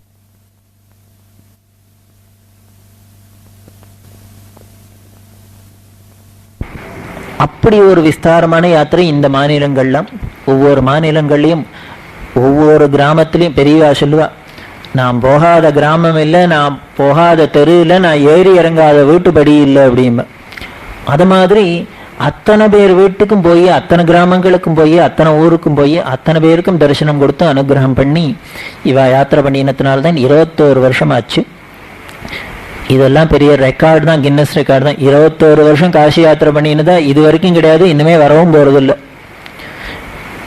21 மணி நேரத்தில் வேணா காசி யாத்திரை பண்ணலாமே வழிய 21 வருஷத்துல ஒருத்தராலையும் பண்ண முடியாது. இவர் ஏன் சார் இப்படி ஊரா சுத்தினர், தெருவா போனார்? இவருக்கு அழகா மடத்துல பெரிய பீடாதிபதியா இருந்தார். ஜம்முன்னு கும்பகோணம் மடத்துல சிம்மாசனத்துல உட்காந்து வரவாளுக்கெல்லாம் பழத்தெல்லாம் வாங்கி தட்டுல போட்டு பிரசாதத்தை கொடுத்துட்டு இருக்கக்கூடாதோ சும்மா சௌக்கியமா? இவர் ஏன் இப்படி தெருவா அலைஞ்சார் அப்படின்னா, அதுக்காக தான் இவர் பிறந்திருக்கார், வந்திருக்கார். இவர் எங்கேயோ உட்காந்துருக்கிறதுக்காக உட்காந்துருக்கார். அதுதான் கோயில் அவர் உட்காத்தி வச்சிருக்கமே. இப்படி நடமாடும் தெய்வம் எதுக்கு நடமாடித்து அப்படின்னா, இப்படி அவர் கும்பகோணத்திலேயே உட்காந்துனா எத்தனை பேரால, இவர் காஞ்சிபுரத்திலையும் கும்பகோணத்திலையும் கொட்டையூர்ல உட்காந்துனா எத்தனை பேரால வந்து பார்க்க முடியும்? இப்படி பார்க்க முடியவா, பார்க்க முடிய போறா? பார்க்க முடியாத வாழெல்லாம் என்ன பண்றது? அதுக்காக தான் இவர் போனார். நீங்க வந்து என்ன பார்க்க முடியலையா, நீங்க அங்கேயே இருக்கோம், நான் வரேன் உங்களை பார்க்க. சுவாமி என்ன பண்ணாராம், மாதவிய சங்கர விஜயத்தில் ரொம்ப அழகா சொல்றார். ஏன் இப்படி சங்கரனா சுவாமி அவதாரம் பண்ணணும், என்ன பர்பஸ் அப்படின்னா, அவர் மாதவர் வேற ஒரு காரணத்தையும் சொல்லல. இது ஒரே ஒரு காரணத்துல முதல்ல ஸ்லோகத்துல ஆரம்பத்திலேயே முடிச்சுட்டார். இந்த சம்புங்கிற தட்சிணாமூர்த்தி ஏன் சங்கரனா பூமிக்கு வந்தான் அப்படின்னா, இந்த தட்சிணாமூர்த்தியா சுவாமி ஆலமரத்துக்கு அடியில உட்கார்ந்தாராம். இப்பேற்பட்ட மூர்த்தி எந்த சங்கல்பத்துல உட்காண்டார்னா, இந்த ஜனங்கள்லாம் கடை தேய்ப்படுறது, எல்லாருக்கும் ஞானத்தை கொடுத்துறது, மோட்சத்தை கொடுத்துறது அப்படின்னு ஒரு பெரிய கடையை விரிச்சுன்னு உட்காண்டார். ஒரே ஒரு கண்டிஷன் போட்டார், நீங்க காசு கொடுக்க வேண்டாம், பணம் கொடுக்க வேண்டாம், இந்த வேலை இல்லை அந்த வேலை இல்லை, எய்த்தாப்புல வாங்கோ, பார்சல்ல மட்டும் அனுப்ப மாட்டேன், எய்த்தாப்புல வந்தேன்னா என்னை பார்த்தேன்னா நான் உங்களுக்கு உடனே ஞானத்தை கொடுத்துருவேன், மோட்சத்தை கொடுத்துருவேன்னு. இப்படி உட்காண்டு பார்த்தார். உட்காண்டார். என்ன ஆச்சுன்னா, ஒரு பய வரல, ஈகாக்கா வரல. எத்தனை பேர் வந்தா அவருக்கு வியாபாரம் ஆச்சுன்னா 4 பேர். சனக, சனந்தன, சனத்குமார, சனத் சுஜாதருங்கிற சனகாதி மகரிஷிகள் 4 பேர் தான் இந்த தட்சிணாமூர்த்திட்ட வந்து ஞானத்தை அடைஞ்சா, மோட்சத்தை அடைஞ்சா. சுவாமிக்கு ரொம்ப வருத்தமா இருந்தா, என்ன இவ்வளவு சிம்பிளா ஞானம், நம்மளை எய்த்தாப்புல வந்து நம்மளை பார்த்தா போறோம், ஞானத்தை கொடுத்துடலாம், மோட்சத்தை கொடுக்கலாம்னு கூட வரத்துக்கு கஷ்டமா இருக்குப்பாரு, ஒரு வயலும் வரமாட்டேங்கிறான், இந்த 4 கிழங்கள் தானே வந்ததுன்னு. உடனே சுவாமி பார்த்தார். அந்த மார்க்கெட்டிங் ஸ்ட்ராட்டஜி மீட்டிங் போட்டு பார்த்தார், எதனால நம்ம பிசினஸ் இப்படி தோத்து போயிடுத்துன்னு. உடனே கண்டுபிடிச்சார், ஓஹோ நம்ம பண்ணின தப்பு. இப்படி நம்ம ஒரு இடத்துல ஆலமரத்துக்கு அடியில் உட்காந்து இருக்கிறவாள்லாம் வான்னாதான், அவள்லாம் ரொம்ப பிஸியா இருக்க ஆத்துல காரியம், அதனால இப்ப இனிமேல் நம்ம உட்காண்ட இடத்துலேருந்து வியாபாரம் பண்ணாத நம்மளும் தூக்கிட்டு தெருவா மொபைல் ஷாப் ஆரம்பிச்சிட வேண்டியது அப்படின்னு. அதனால நீங்கள்லாம் அங்கே உட்காண்ட இடத்துலயே இருங்கோ, நான் வந்துடுறேன் அப்படின்னு தூக்கிட்டு வாசல்லையே வந்தேன்னாக்கா டபார்னு கரிகா வாங்குறோம் இல்லையா, அதை மாதிரி இந்த சுவாமி ஞானத்தையும் மோட்சத்தையும் நம்ம வீடு தேடி வந்து கொடுக்கணுங்கிற சங்கல்பத்துல தான் சங்கரனா வந்தார் அப்படின்னு மாதவிய சங்கர விஜயம் சொல்றது. அஜானாந்தர் ககனபதி தான் ஆத்ம வித்யோபதேசேகி திராத்தும் லோகான் பவத வசிகா தாப பாபஸ்யமான முக்வா மௌனம் வடவிடப்பினோ மூலதோ நிஷ்பதந்தி சம்போ மூர்த்தி சரதி புவனே சங்கராச்சாரிய ரூபா அப்படின்னு. அப்படி சம்புங்கிற மூர்த்தி ஆலமரத்துக்கு அடியில் உட்கார்ந்தது, இப்படி சங்கராச்சாரியனா இந்த பூமி ஒழுக்கலும் உலாவுகிறது அப்படின்னு சொல்றார். அப்பேற்பட்ட சங்கல்பத்துக்காகனா இவர் அத்தனை பேரையும் பார்த்து ஞான மோட்சத்தை கொடுக்கணுங்கிறதுக்காகனா இவர் அவதாரம் பண்ணியிருக்கிறது. அதனால இவர் எங்கேயான ஒரு இடத்துல உட்காருவரா, இவர் இப்படிதான் யாத்திரை தான் பண்ணிட்டு இருப்பார். அப்படி 21 வருஷ யாத்திரை நடந்தது. இந்த 21 வருஷ யாத்திரையில ஒவ்வொரு ஊர்லயும் பல ரசமான சம்பவங்கள்லாம் நடந்தது. இவ திண்டிவனம்ங்கிற இடத்துக்கு வரா. திண்டிவனத்துக்கு வந்தா இவாளுக்கு படிச்ச ஊர். இதுக்கு முன்னால இந்த ஊர்ல டாயர் சட்டையை போட்டுன்னு குழந்தையா ஸ்கூலுக்கு போன பையன் இன்னைக்கு பெரிய பீடாதிபதிகளா பட்டாபிஷேகம் பண்ணி யானை குதிரை ஒட்டகம் சேனைன்னு பிரமாதமா பல்லாக்கில் வந்துருக்கு அப்படின்னா அந்த ஊர் ஜனங்களுக்கு எவ்வளவு பெருமையா இருக்கும், எவ்வளவு த்ரில்லா இருக்கும். நேற்று வரைக்கும் வாடாப்படான்னு கொண்டு இந்த சுவாமிநாதன் இன்னைக்கு பெரிய சங்கராச்சாரியாரா வராரு, ஜெகத்குருவான்னு. அதுல ஊரே திரண்டுது. அத்தனை பேரும் என்ன பண்ணா பூர்ணகும்பம், பெரியவா வந்தா பூர்ணகும்பம் கொடுக்கறதுங்கிற சம்பிரதாயம். எல்லாரும் பூர்ணகும்பம் கொடுக்குறா. ஆனா ஒத்தியே ஒரு பர்சனாலிட்டி, ஒரே ஒரு ஆளுக்கு மட்டும் பயம் ஆசை இருக்கு, ஆனா கொடுக்கறதுக்கு முடியல. என்னன்னா ஒரு வயசான பாட்டி. அந்த பாட்டி பேர் முறுக்கு பாட்டின்னே பேர். அவளுக்கு என்ன பேரோ தெரியல. இந்த புராண இதிகாசங்கள்ல வர பாட்டிக்கெல்லாம் உண்மையான பேரே தெரியாது. கூனி கூனின்னு அவளுக்கு மந்திரங்கிற பேரு, கூனி கூனின்னே பேரு, குப்ஜேன்னே பேரு. கூனியா, அது குப்ஜேனாலும் கூனியா இருக்கிறதுக்கு பேர் தான். கிருஷ்ணாவதாரத்துல குப்ஜேன்னு அவளுக்கு என்ன பேரோ தெரியாது. அது மாதிரி இந்த முறுக்கு பாட்டிக்கு முறுக்கு பாட்டி தான். ஏன் இவளுக்கு முறுக்கு பாட்டிங்கிற பேர் கியாதின்னா வேற ஒண்ணும் இல்லை, வெறும் சாதாரண நம்ம கிருஷ்ண ஜெயந்திக்கு கொடுக்குற முறுக்குக்கே நமக்கெல்லாம் சந்தோஷமா இருக்கு. அப்ப ஏற்பட்ட கிருஷ்ணனை கூப்பிட்டு வச்சுன்னு வீட்டுல தினம் முறுக்கு ஊட்டினாள்னா அப்படி பண்ணினா இந்த பாட்டி. இந்த சுவாமிநாதன் குழந்தையா ஸ்கூல்ல படிச்சுட்டு இந்த சுவாமிநாதன் வீட்டுக்கு பக்கத்துல இந்த முறுக்கு பாட்டி வீடு. அந்த காலத்துல கணவனை இழந்துட்டு வேற ஒன்றும் தொழில் இல்லாதனால சாப்பாட்டுக்காக இந்த அம்மா முறுக்கு சீடையெல்லாம் பண்ணி வியாபாரம் பண்ணி அதுல வர பணத்துல ஜீவனம் பண்ணியிருந்தா. அந்த பாட்டிக்கு ரெகுலர் கஸ்டமர் இந்த சுவாமிநாதன். தினம் ஸ்கூல்லேருந்து வர வேண்டியது, பாட்டிகிட்ட போய் முறுக்கு சீடை வாங்கி சாப்பிட வேண்டியது, விளையாட போக வேண்டியது. பாட்டியும் ரொம்ப ஆசையாக கொடுத்துருந்தா. ஆனால் வேடிக்கை என்னன்னா பாட்டியும் ஓசியில் கொடுக்கல, இந்த சுவாமிநாதனும் ஓசியில் வாங்கி சாப்பிடல, காசுக்கு தான் வாங்கி சாப்பிட்டேன். தினம் வாங்கி வாங்கி காசை கொடுத்து வாங்கி சாப்பிட வேண்டியது. இதுக்கு மேலே இந்த சுவாமிநாதனுக்கு கூட நண்பர்கள்லாம் இருக்கிறது எல்லாரையும் சொல்லி வச்சு, பாட்டி அது முறுக்கு ரொம்ப நல்லா இருக்கும், வா நம்ம இன்னைக்கு சாப்பிட்டு தான் விளையாட போகலாம் அப்படின்னு. இப்படி வர வர எல்லா பசங்களும் வந்தது. பாட்டிக்கு கஸ்டமர் ஜாஸ்தி ஆயிடுத்து. ஒரே இந்த வாலிபர்கள் பட்டாளம் ஜாஸ்தி ஆயிடுது. இந்த சுவாமிநாதன் ரெக்கமெண்டேஷன்ல வரிசையா 20 குழந்தைகள் வந்து தினம் முறுக்கு சீட. பாட்டிக்கு நல்ல வியாபாரம். ஒரு நாளைக்கு ஆரம்பிச்சார் சுவாமிநாதன் பாட்டிகிட்ட விவகாரத்தை. என்ன சொன்னார், பாட்டி பாட்டி என்னால் தானே என் ஃப்ரெண்ட்ஸ் எல்லாம் உங்கள்கிட்ட வந்து முறுக்கு வாங்கி சாப்பிட்றா அப்படின்னு. அந்த அம்மா சொன்னா, அம்மா நீ ஏதோ புண்ணியமாக போட்டுமே பாட்டி மேலே உள்ள இறக்கத்தினால எல்லாருக்கும் சொல்ல வந்து குழந்தைகள்லாம் வாங்கிக்கிறது அப்படின்னு. அப்போது என்னால் தான் இவாள்லாம் உங்கள்கிட்ட முறுக்கு வாங்கி சாப்பிட்றா, அதனால நீ என்ன பண்ணும், உனக்கு இவ்வளோ வியாபாரம் ஆகிறதுனால எனக்கு ஏதானு கொஞ்சம் கன்செஷன் கூட அப்படின்னு. பக்கா பிஸ்னஸ் மேன் தெரியுமா இல்லையோ. அப்படி இல்லைன்னா இப்போ ஏற்பட்ட உலகத்தை சிருஷ்டி ஸ்திதி சம்ஹாரம்லாம் பண்ண முடியுமா என்ன. உடனே கமிஷனுக்கு ஆரம்பிச்சுட்டு, எனக்கு ஏதான கமிஷன் கூட, எனக்கு என்ன கொடுக்குற அப்படின்னு. பாட்டி சொன்ன, உனக்கு என்ன கொடுக்குறது, உனக்கு ஒன்றும் தரமாட்டேன்னா. ஏன் அப்படின்னா எனக்கு யாரானாலும் நீ இல்லை அவன் இல்லை எல்லாரும் ஒன்று தான், அதனால எனக்கு இந்த பாரபட்சம் கிடையாது. எல்லா குழந்தைகளுக்கும் கொடுக்குறாப்புல நீனு காசு இருந்தால் என்கிட்ட வாங்கி சாப்பிடு, இல்லையா வர வேண்டாம் அப்படின்னா. இப்படி வலுத்தது 2 பேருக்கும் ஆர்கியூமெண்ட்டு. எனக்கு கொடுப்பியா மாட்டியா அப்படின்னு. தரமாட்டேன் அப்படின்னா. அப்புறம் தரலைன்னா நான் உன் பக்கமே வரமாட்டேன், உன் முறுக்கையே வாங்கி சாப்பிட மாட்டேன் அப்படின்னு. உடனே பாட்டிக்கு வந்துடுத்து, ரொம்ப போடாம பெரிய நீ முறுக்கு வாங்கி சாப்பிடலைன்னா நான் பட்டினி கிடந்து சாப்பிட போறேன்னாக்கும். இப்போ நீ வரலைன்னா உன்னை என்ன வான பூர்ணகமாக வச்சு நான் கூப்பிட்டுருக்கேன், வேற வரவே வேண்டாம் போயிட்டு வா அப்படின்னு. உடனே இந்த பாட்டி பூர்ணகுமா வச்சுன்னு கூப்பிட்றேன் வரலைன்னா போகணுன்னு சுவாமிநாதனுக்கு வந்துடுத்து. ஃபைனலாக சொல்லு, நான் அப்புறம் வரமாட்டேன் அப்படின்னாரு. வரவே மாட்டேன், நான் பூர்ணகுமம் வச்சுன்னு வாசலில் காத்துன்னுக்குள்ள போயிட்டு வந்தேன். உடனே சொல்லிட்டு போனான், நீ வச்சுன்னு கூப்பிட்டு தான் பாரு, உன் வீட்டுக்கு வரேன்னா பாரு அப்படின்னா சுவாமிநாதன் போயிட்டான். வேடிக்கை என்னன்னா, அன்னியிலேருந்து அந்த வீட்டு பக்கம் திரும்பி பார்க்கல. அதுக்கப்புறம் திரும்பியே பார்க்க முடியாத அளவுக்கு, இவர் முறுக்கு செடியே பார்க்க முடியாத அளவுக்கு சுவாமிகளாகவே போயிட்டார். அப்பேற்பட்ட சுவாமிகள் இப்போ வர. அதனால இந்த பழசெல்லாம் ஞாபகம் வந்து இந்த பாட்டிக்கு அன்னைக்கு சபதம்னா சவால்னா வேற பண்ணிட்டு போயிருக்கான். நீ பூர்ணகுமம் வச்சுன்னு வாசல்ல தான் நெல்லே, நான் உன் வீட்டுக்கு வரேன் நான். அதனால ஊர் முழுக்களும் பூர்ணகுமம் எடுத்துக்கிறேன். நம்ம பூர்ணகுமத்தை நிச்சயம் அந்த பழச ரோசத்துல பெரிய ரோசக்காரன் வேற, அதனால எடுத்துக்க மாட்டான் அப்படின்னு பாட்டிக்கு சங்கல்பம். ஆனா கொடுக்கணும்னு ஆசையா இருக்கு. ஐயோ, நம்ம கையால முறுக்கு சாப்பிட்ட குழந்தை இன்னைக்கு ஜெகத்குருவா இருக்கு, அது கையால ஒரு பிரசாதம் வாங்கிக்கணுமேனு. ஆனா பூர்ணகுமம் நம்மளை திரும்பி பார்க்க மாட்டான், சண்டை கோவம் அப்படின்னு பாட்டிக்கு பயம். இப்படி தவிச்சுன்னு நிற்கிறான். அந்த தெருவுக்கும் வந்தது பெரியவாவோட பல்லாக்கு. வந்தா அதோ 4ஆம் வீடு வந்தாச்சு, 3ஆம் வீடு வந்தாச்சு, அடுத்த வீடு வந்தாச்சு, நம்ம வீடு வரணும். என்ன பண்றதுன்னு தெரியல, கதர்றா உள்ளுக்குள்ள நின்றுட்டு ரேழியில. வீட்டு வாசல் வந்தது, பல்லாக்கு நின்னுது. சுவாமிநாதன் உள்ளேந்து கூட அந்த அட்டாச்சான், அவ ஏன் அங்கேயே நின்றுருக்கா, வெளியில வர சொல்லுன்னா. அவ எப்படி வெளியில வருவோம், வெளியில வரணும்னு ஆசையா இருக்கு, பார்க்கணும்னு ஆசையா இருக்கு, பேசணும்னு ஆசையா இருக்கு. ஆனா பழசு சவால் பண்ணினது அது ஒண்ணுதான் மனசுல உறுத்தின்னு இருக்கு. உடனே நடுங்கின்னு நின்னா.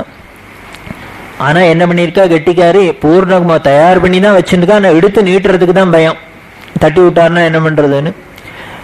உடனே பெரியவாசன்னா அவள்கிட்டேருந்து பூர்ணகுமத்தை வாங்கு அப்படின்னா. உடனே என்ன ஸ்திரீகள் நேரம் கொடுக்குற வழக்கம் இல்லை, அடுத்தவர் வாங்கி கொடுத்த எடுத்துண்டா பூர்ணகுமத்துல தேங்காய. உடனே அவளை கிட்ட கூப்பிட்டு சொன்னா, பத்தியா கொடுப்பேன் நான், நீனும் கொடுத்துட்ட, வாங்கிப்பேனான்னு நானும் வாங்கினுட்டேன், இதான் அப்படின்னு. அதான்னு என்ன, அதான் நீ எங்களை மாதிரி ரோஷத்தை வச்சுன்னு முகமே திரும்பி பார்க்காதே இருப்ப.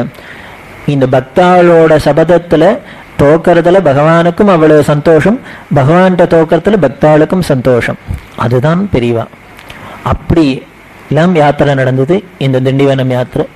இது மாதிரி பல ஊர்ல போய் இப்படி இல்லைன்னா சுவாரஸ்யமான நிகழ்ச்சிகள். இவ காசி யாத்திரை போறதுக்குள்ள 3 மகாமகம் வந்துருத்து. 3 மகாமத்தையும் பெரியவா விடல. அதுதான் ஏதோ ஒரு மகா ஸ்நானம் பண்ணியாச்சு, அப்புறம் காசி யாத்திரை போயிட்டு வந்து ஸ்நானம் பண்ண ஒன்னத்தையும் விட மாட்டார். இங்கேருந்து போக வேண்டியது ராமேஸ்வரம் வரைக்கும் போனா மகாமா வந்து திரும்பி கும்பகோணம் வந்தாலும், ஆனா கும்பகோணத்து மடத்துக்குள்ள போகாத வழியில பட்டீஸ்வரம்ங்கிற இடத்துல இருந்து மகாமக ஸ்நானம் மட்டும் அப்படியே யாத்திரை கண்டினியூ பண்ணுது. அடுத்த வருஷம் மெட்ராஸ் வரைக்கும் வந்துட்டா மகாமகம் வந்து எடுத்து, அடுத்த மகாமகம் 32ஆம் வருஷம். உடனே நேர திரும்பி போய் திருடமருதோங்கிற இடத்துல இருந்துட்டு கும்பகோணத்துல போய் மகாமக ஸ்நானம் மட்டும் உடனே திருப்பி கண்டினியூ பண்ண. இது மாதிரி எல்லா மகத்துக்கும் போயிட்டு வந்து இந்த காசி யாத்திரை ஒரு வழியா பூர்த்தி ஆகுமா அப்படிங்கிற ஸ்டேஜுக்கு 21 வருஷத்துல பூர்த்தியாச்சு இந்த காசி யாத்திரை.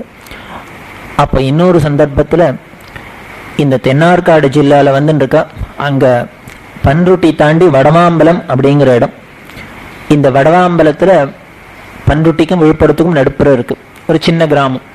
இந்த வடவாம்பலத்துல என்ன விசேஷம்னா, இந்த காமகோடி பீடத்துல 58வது பீடாதிபதிகளா இருந்தவர் ஸ்ரீமத் ஆத்மபோதேந்திர சரஸ்வதிங்கிறவர் திருநாமம். அவர் சித்தியான ஸ்தலம் இந்த வடவாம்பலம் அப்படின்னு மடத்த ரெக்கார்டில் இருக்கு. இவர் யாரு அப்படின்னா, இன்னும் புரிய முடியுமா சொல்லணும் அப்படின்னா, இன்னைக்கு கோவிந்தபுரத்துல பிரமாதமா இருக்கிற நாம சித்தாந்தம் பண்ணின பகவன் நாம போதேந்திரோட குரு இந்த ஆத்மபோதேந்திரர். அவர் சித்தியான ஸ்தலம். பெரியவா பல சந்தர்ப்பங்களை கேட்டா, நம்ம ஆச்சாரியால் அங்க சித்தியானதா இருக்கு, ஒரு சன்னியாசி சித்தியா இல்ல, அவரை வச்சு புதைச்சு மேல ஏதோ ஒரு கோவிலோ இல்ல ஒரு துளசி மடம் ஏதோ கட்டியிருப்பாளோ இல்லையோ. இவர் இருந்தது 300 வருஷத்துக்கு முன்னால, அதனால காலப்போக்கில் அது எப்படியோ மறைஞ்சு போயிருக்கு, கண்டுபிடிக்க தெரியல. அந்த ஊர் ஜனங்கள் அந்த ஜின்னா ஜனங்கள்லாம் கேட்டு பார்த்தா ஒருத்தர் கண்டுபிடிக்க தெரியல. இப்போ இந்த யாத்திரை போது பெரியவா அங்க வந்தவா ஒரு நாளைக்கு திடீர்னு கிளம்பி இந்த வயல் வரப்பெல்லாம் சுத்திண்டே வந்தா. இந்த இடத்துல இருக்குமோ அந்த இடத்துல இருக்குமோ அப்படின்னு கேட்டுனே வந்தா. ஊர் ஜனங்கள்லாம் இல்லைன்னு சொல்லுது. ஒரு வாழைத்தோப்பு வந்து அங்க நின்னா. சித்த நேரம் பேசாத பார்த்துருந்தா. ஒரு பர்டிகுலர் ஸ்பாட்டை காமிச்சா, இந்த இடத்துல தோண்டு அப்படின்னா. அதுனா என்னமோ பர்டிகுலராக டாட் வச்சாப்புல இந்த இடத்துல எப்படி தோன்றது. உடனே ஊர் ஜனங்கள் சொன்னா, இங்க இருக்க சந்தர்ப்பம் இல்லை, எப்படி சொல்ற அப்படின்னு. இங்க பக்கத்துலேயே பெரிய கிணறு தோண்டி இருக்கோம், எங்களுக்கு ஒன்றும் தடையும் கிடைக்கல அப்படின்னு. நான் சொல்றேன் தோண்டு அப்படின்னா. குமாரமங்கலம் சாம்பமூர்த்தி சாஸ்திரின்னு மடத்துல கைங்கரி மனிதர், அவர்கிட்ட மண்வெட்டி கொடுத்து நீ தோண்டு அப்படின்னா அவர் தோண்டினர். இப்படி 1 அடி 2 அடி 5 அடி 10 அடி 20 அடி 25 அடி போச்சு. போனால் திடீர்னு ஒரு அதிசயம் நடந்தது. இந்த தோண்டி இந்த அந்த மண்வெட்டி அப்படியே டக்குன்னு தட்டுப்பட்டது ஒரு இடத்துல. அதுக்கப்புறம் மண்வெட்டியை தூக்கி ஓங்கி தோண்ட முடியல. அது எதில் தட்டுப்பட்டு நின்றுதுன்னா ஒரு மண்டையோடு கபாலத்தில் பட்டு அப்படியே நின்றுது. அடுத்த நிமிஷம் இந்த சாம்பமூர்த்தி சசிகள் அப்படியே ஆவேசம் வந்தாப்புல கத்தினார், சதாசியம் சதாசியம் சதாசியம், நிறுத்து நிறுத்து நிறுத்து அப்படின்னர். மூர்ச்சியாக விழுந்துட்டார். அவ்வளோதான். உடனே பெரியவா இந்த இடம்தான், இதுக்கு மேலே பிருந்தாவெல்லாம் கட்டுறதுக்கு ஏற்பாடு வேணும் அப்படின்னு இவா போயிட்டா. எல்லாருக்கும் ஆச்சரியமா இருந்தது. நம்ம என்னெல்லாமோ முயற்சி பண்ணி பார்த்தோம் பெரியவாசுரத்தையெல்லாம், நமக்கு ஒரு தடையும் கிடைக்கல. இப்போ என்னமோ நேரம் வந்து பெரியவா இந்த இடத்த காமிச்சு தோண்டுன்னு இப்படி மண்டையோட மேற்கொண்டு கிடைக்கிறதேன்னு. உடனே அப்புறம் இந்த சாம்பமூர்த்தி சாஸ்திரி தெளிஞ்ச அப்புறம் கேட்டா கூப்பிட்டு, எதுக்காக நீ அப்படி கத்தின்னு விழுந்தா, என்ன ஆச்சு உனக்கு அப்படின்னு. அப்போ அவர் சொன்னது அதிசயம் என்னன்னா, பெரியவா சொன்னான்னு தோண்டினேன். அப்படி ஒரு அடி தோண்ட ஆரம்பிச்சோடனே அதில் குழந்தையா ஒரு சன்னியாச உருவம் தெரிஞ்சுது. இந்த ஆழம் போக போக அந்த குழந்தையான சன்னியாச உருவம் ஆகாசத்துக்கும் பூமிக்கும் விஸ்வாகாரமா விஸ்வரூபம் எடுத்தது. அந்த தேஜோமயமான ஸ்வரூபத்தை 2 கண்ணால பார்க்க முடியாது, அவ்வளவு திவ்யமங்கல ஸ்வரூபம். கோடி சூரிய பிரகாசம், விபூதி ருத்ராட்சம், தண்ட கமண்டலத்தோட அந்த ஆச்சாரியால் இருந்தா.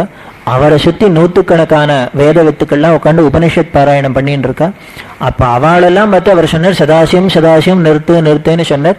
அது என் காதில் விழுந்தது. நானும் அதையே சொல்லியிருக்கேன் போல இருக்கு. எனக்கு அப்புறம் மூர்ச்சி ஆகிட்டேன், ஒன்றும் தெரியல, மயக்கமாக வந்துட்டேன். எல்லாரும் ஆச்சு, அப்பா உனக்கு தரிசனம் கிடைச்சிருத்து அந்த ஆச்சாரியல் அப்படின்னு. இதில் நமக்கு விஷயம் என்ன அப்படின்னா, எப்போ 300 வருஷத்துக்கு முன்னால சித்தியான ஒரு சுவாமிகளை புதைச்ச இடத்துல தோண்டினா இப்படி ஆகாசத்துக்கும் பூமிக்கும் அவ விஸ்வாகாரமா நமக்கு தரிசனம் கொடுக்குறான்னா, அவ்வளவு ஜீவசக்தியோட அவ இருந்துட்டு இருக்கா. அவ சமாதி அப்படின்னா நாம பெரியவா சித்தி ஆயிட்டா சித்தி ஆயிட்டா சித்தி ஆயிட்டான்னு ஏமாந்து போயிடக்கூடாது. ஞானிகளுக்கு இந்த துணி மாதிரி மேல இருக்கிற வஸ்திரம் மாதிரி இந்த சரீரம் அப்படி தூக்கி போடுறாளே வழிய உள்ளுக்குள்ள இருக்கிற அவளோட ஜீவசக்தி எப்பவும் இருந்துட்டே இருக்கு. இன்னும் சொல்ல போனா இவ சரீரத்தோட இருக்கிறத விட இந்த சித்தியானதுக்கு அப்புறம் தான் இவளோட பவரே பல மடங்கா பெருகிறது. ஏன்னா அப்பவான ஒரு சரீரத்துக்குள்ளதான் இருக்கணுங்கிற ஒரு கட்டுப்பாடு இருந்தது. இப்ப அந்த கட்டுப்பாடு கூட இல்லை, எங்கேயும் சர்வவியாபியா இருக்கலாம், நினைச்ச இடத்துல நிற்கலாம். அப்பேற்பட்ட சர்வஜன் ஈஸ்வரன் மகான்கள் அப்படின்னு. அதனால்தான் மகான்களோட அதிஷ்டானம் சமாதியில எதுக்கு போய் தங்குறோம், நாம அங்க போய் பிரார்த்தனை பண்றோம் அப்படின்னா அந்த இடத்துல தான் அவளோட ஜீவசக்தி அப்படியே நமக்கு பரிபூர்ணமா கிடைக்கிறது. அப்பேற்பட்ட இடம் இந்த வடவாம்பரம். நீங்களாம் அவசியம் போய் தரிசனம் பண்ணும். இந்த ஞானிகளோட சமாதியெல்லாம் தேடி தேடி போய் நமஸ்காரம் பண்ணும். எந்த கோவில் எந்த தீர்த்தம் எந்த ஸ்நானம் வேணா கிடைச்சிடும். இந்த ஞானிகளோட தரிசனம் மட்டும் லேசில் கிடைக்காது.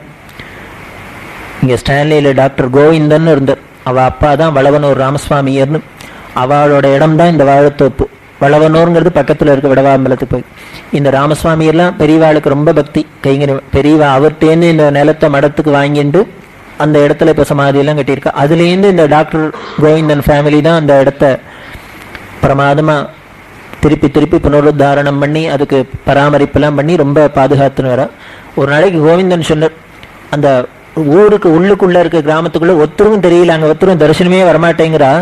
அதனால நான் முன்னால வேணா ஒரு போர்டு போடட்டுமா, இந்த இடத்துல தான் 59வது பீடாதிபதி ஆத்மபோதேந்திரள் எல்லாரும் வந்து தரிசனம் பண்ணிட்டோம்னு போட்டேன்னா அந்த போற வழியில இருக்கிறவா ரோட்ல வழியில போறதே பாக்குறவா உள்ள போய் தரிசனம் பண்ணிட்டு வருவேன். அதுக்கு பெரியவா கேட்டா, ஏன் வா ஏகாந்தமா உட்காந்து தபஸ் பண்றது உனக்கு பிடிக்கலையான்னா. அப்ப சொன்னா பெரியவா, அப்படி போர்டெல்லாம் போட்டு அங்க ஆளை கூப்பிடாத, யாராருக்கு பிராப்தம் இருக்கோ அவளுக்கு தானே போய் பார்ப்பா அப்படின்னு. நம்ம போய் பார்க்கக்கூடாது, அந்த ஆச்சாரியால் நம்மளை கூப்பிடணும். வா என்ன தரிசனம் பண்ணி என் இடத்துக்கு வா, உனக்கு அள்ளி கொடுக்குறேன்னு அவர் சொல்லணுமே வழியா நம்ம போய் நிற்கணும். முடியாது, நினைச்சா கூட முடியாது. அப்பேற்பட்ட சந்நிதி மகான்களோட சமாதி. இதுல பெரியவா சர்வேஸ்வரன் சர்வஜன்கிறதுக்கு இதெல்லாம் சாட்சி. எப்போ 300 வருஷத்துக்கு முன்னால புதைச்ச இடத்த அப்படி என்னமோ ஒரு மெட்டல் டிடெக்ட் மாதிரி வச்சுன்னு அப்படி வந்து டப்புன்னு வந்து இந்த இடம் தான் சொல்றான்னா, இவ பேர்பட்ட திருக்கால ஞானியா இருந்தா இதெல்லாம் சொல்ல முடியும். இப்படி பின்னால நடந்ததுதான் சொல்லுவாரா. இதோ அடுத்தது யாத்திரையில பாலக்காட்டுல நெல்லிச்சேரிங்கிற இடத்துல இவ சாதுர்மாசியம் பண்ணிட்டு இருந்தா. அந்த நெல்லிச்சேரியில இருக்கிறதே தான் மகாத்மா காந்தி வந்து பெரியவாளை தரிசனம் பண்ணிட்டு. இந்த தரிசனம் பண்றதே இன்னைக்கும் அந்த நெல்லிச்சேரிங்கிற இடத்துல அந்த வீட்டை பத்திரமா வச்சிருக்கா. அந்த வீட்டில் பெரியவா இருந்த இடத்துல அந்த ஃப்ளோரிங்கை கூட மாற்றப்படாது, பெரியவா பாதம் பட்ட இடம்னு பாதுகாத்து வச்சுட்டு இருக்கா. அந்த ஹாலில் பெரியவா கூடத்தில் பூஜை பண்ணினெல்லாம் அவ்வளவு சாநித்தியத்தோடு வச்சுட்டு இருக்கா. அதுக்கு பின்னால் கெஸ்ட் ஹவுஸ், அதாவது இந்த மலையாளத்தில் பூமுகம் அப்படின்னு சொல்லுவா. பெரிய வீடாக இருக்கும் நம்பூதிரிகள் வீடெல்லாம், எல்லார் வீடுமே. அதில் பூமுகம்னு முன்னால் ஒரு கெஸ்ட் ஹவுஸ் வச்சிருவா. முன்னையோ பின்னையோ யார் வெளியிலேருந்து போனாலும் வீட்டுக்குள்ளேயே விட மாட்டா. இவன் அந்த கெஸ்ட் ஹவுஸ்க்கு வந்து அவளை வர சொல்லி பேசிட்டு அப்படியே அனுப்புறதான் கேரள சம்பிரதாயம். அது மாதிரி அந்த பூமுகத்தில் தான், அந்த கெஸ்ட் ஹவுஸில் தான் பெரியவாளும் அந்த காந்தியும் சந்திச்சுண்டு அந்த பேசிகிட்டே இருக்கிறதே பல விஷயங்கள் காந்தி மனசு விட்டு பேசினார். மணிக்கணக்காக பேச்சு போயிட்டே இருக்கு. காந்தி சாயந்தரம் அஸ்தமிச்சுடுத்துனா சாப்பிட மாட்டார். இப்படி அஸ்தமன காலம் வரப்போகிறது. ரெண்டு பேரும் உள்ளுக்குள்ளே 1 to 1 தான். காந்தியும் பெரியவாளை மட்டும்தான் பேசினா. கூட போன ராஜாஜி கிஜாஜிலாம் எல்லாம் 1/2 கிலோமீட்டர் முன்னாலேயே நிறுத்தியாச்சு. அவளை கூட உள்ள விடலை. உடனே ராஜாஜி ஓடி வந்து நடுப்புற டிஸ்டர்ப் பண்ணி காந்திக்கு ஞாபகப்படுத்தினார், மணி 6 போகிறது, பாபுஜி சாப்பிட்டுட்டு அப்புறம் பேசலாம் அப்படின்னு. அதுக்கு பாபுஜி சொன்னார், சாப்பாடு இன்னைக்கு இவாவோட பேசுறது தான் எனக்கு சாப்பாடு. சாப்பாடு எங்கே வேணால் போய் தினம் திங்கலாம், இதை விட்டேன்னா எனக்கு தெரியாது, கிடைக்காது. அதனால நான் இதுக்கு தான் இன்னைக்கு சாப்பாடு, சாப்பிட வர மாட்டேன்னு. அப்படி பல விஷயங்கள் பேசினுக்கிறதே காந்தி மனசை பாதித்த ஒரு விஷயம், சுவாமி ஸ்ரத்தானந்தாங்கிற ஒரு சாதுவை ஒரு இஸ்லாமிய தீவிரவாதி சுட்டு கொன்னார். இது காந்தி மனசை ரொம்ப பாதித்து பெரியவாள்கிட்ட சொல்லி வருத்தப்பட்டார். இவா ஏன் இப்படி வைலன்ஸில் போகிறா, துஷ்டர்களாக இருக்கான்னு தெரியல, இப்போவே இப்படி இருக்காளே, என் கண்ணதற்கே இப்படி இருக்கே, இன்னும் பிற்காலத்தில் எப்படிலாம் இருப்பாளோ, என்னென்ன, அதாவது இப்போல்லாம் என்னென்ன நடக்க போகிறதுங்கிறது காந்தி முன்னாலேயே தீர்மானம் பண்ணிவிட்டார். அதை பெரியவாள்கிட்ட சொல்லி வருத்தமும் பட்டார். அதனால இவ என்னெல்லாம் பண்ணுவாளோன்னு எனக்கு பயமாக இருக்குது, கவலையாக இருக்குது அப்படின்னு. இப்படி இந்த இவாளையே பர்டிகுலராக அவர் குறை சொல்லி சொன்னோன்னே பெரியவா பார்த்தா, யாரோ ஒருத்தம் பண்ணிட்டாங்கிறதுக்காக உடனே அங்கே இருக்கிறவா எல்லாருமே அப்படி தான் இருப்பான்னு நீ ஏன் நினச்சிக்கிற? எல்லா இடத்துலையும் நல்லவாளும் உண்டு, கெட்டவாளும் உண்டு. உலக இயற்கை இது. ஒரு பேச்சுக்கே எடுத்துக்கோ, என்னையோ உன்னையோ ஒரு ஹிந்துவே சுட்டுட்டான்னு வச்சுக்கோ, அப்போ என்ன பண்ணுவ? இதுமாதிரி ஹிந்துஸ் எல்லாருமே வயலன்ஸ் தான் போவா அப்படின்னு நீ தீர்மானம் பண்ணிடுவா அப்படின்னா. இதில் என்ன ஒரு விஷயம் அப்படின்னா, பெரியவா காந்திக்கு விளையாட்டாக சொல்லலை, பின்னால் என்ன போகிறது, 21 வருஷம் கழிச்சு கோட்ஸே அவனுக்கு காத்துருக்காங்கிறது சொன்னான். அதுதான் பெரியவாள்கிட்ட. அது பேச்சு விழாக்கில் சொல்கிறதையே என்னையோ ஒரு ஹிந்து சுட்டுட்டான்னு வச்சுக்கோ, என்ன பண்ணுவேன் அப்படின்னு. அதுதான் இவா சர்வஜன், திரிகால ஞானிங்கிறதுக்கு. இப்படி பின்னால் பல வருஷங்களுக்கு பின்னால் நடக்க போகிறதையும் சொல்லுவா, பல வருஷங்களுக்கு முன்னால் நடந்ததையும் இவாளால் சொல்ல முடியும். அப்போ ஏற்பட்ட சர்வஜன். இது மாதிரி பல நிகழ்ச்சிகள், ரசமான நிகழ்ச்சிகள்லாம் இவா யாத்திரா காலங்களில் நடந்தது. இது ஒரு வழியாக காசி யாத்திரையை பூர்த்தி பண்ணிட்டு இவா கும்பகோணத்துக்கு வந்தா. இது போகிற இடம்லாம் இவாளுக்கு காசியில் 50,000 பேர் வரவேற்பு பெரியவாளுக்கு. இவா காசி எல்லையில் 50,000 பேர் வரவேற்றான்னா இது சாதாரண கூட்டமா அப்படின்னு நாம் தெரிஞ்சுக்கலாம். இருக்க இவா கும்பகோணத்தில் வந்து இருக்கிறதே காசி யாத்திரை முடிஞ்சு கல்லூருங்கிற இடத்துல போய் 6 மாதம் காஷ்ட மௌனம், பேச்சு மூச்சு கிடையாது. பெரியவா காஷ்ட மௌனமாக இருந்தா. பின்னால் கைங்கரியமணிவா சொல்லுவா, திருதுப்புனா அதாவது பெரியவா என்னைக்கு மௌனம் போடுறா, என்னைக்கு பேசுகிறா ஒன்றுமே தெரியாது. இது எத்தனை நாளைக்கு எத்தனை மணி நேரம் ஒன்று அதுவும் தெரியாது. ஏதோ இப்போ பேசாத இருக்காரு. அதுவும் காஷ்ட மௌனத்தில் ரொம்ப கஷ்டம் பெரியவாள்கிட்ட. சாதாரண மௌனமாக இருந்தாலும் ஜாட கடையானுங்க. இப்போ காஷ்டம்னா கட்டை மாதிரி இருக்குது. அப்படி வெட்டி போட்ட கட்டை எப்படி இருக்குமோ அது மாதிரி பிசாத இருப்பா. போருமா போறாதா, வேணுமா வேண்டாமா, போகலாமா வேண்டாமா, கோபமா சந்தோஷம் ஒன்றும் தெரியாது, அப்படி இருப்பா. அந்த காஷ்டமான காலங்களில் கூட கைங்கரியம் பண்ணுறது ரொம்ப கஷ்டம். உலகத்திலே பெரிய கஷ்டமான காரியம் என்ன, பெரியவாள்கிட்ட இருந்து கைங்கரியம் பண்ணுறது தான். நாம் என்னமோ நினச்சிருக்கோம், ஒன்றும் இல்லைன்னா மடத்தை பார்க்க ஓடுறோன்னு. போய் இருந்து பார்த்தா தெரியும் 6 மாதம் திரும்பி மடத்து பக்கமே போக மாட்டோம். என்ன வேலை அவளைக்கு சாப்பாடு உண்டா, நல்ல சௌக்கியமாக காப்பி டிஃபன் உண்டா, இல்லை படுக்கிறதுக்கு பாய் விலகாணி உண்டா,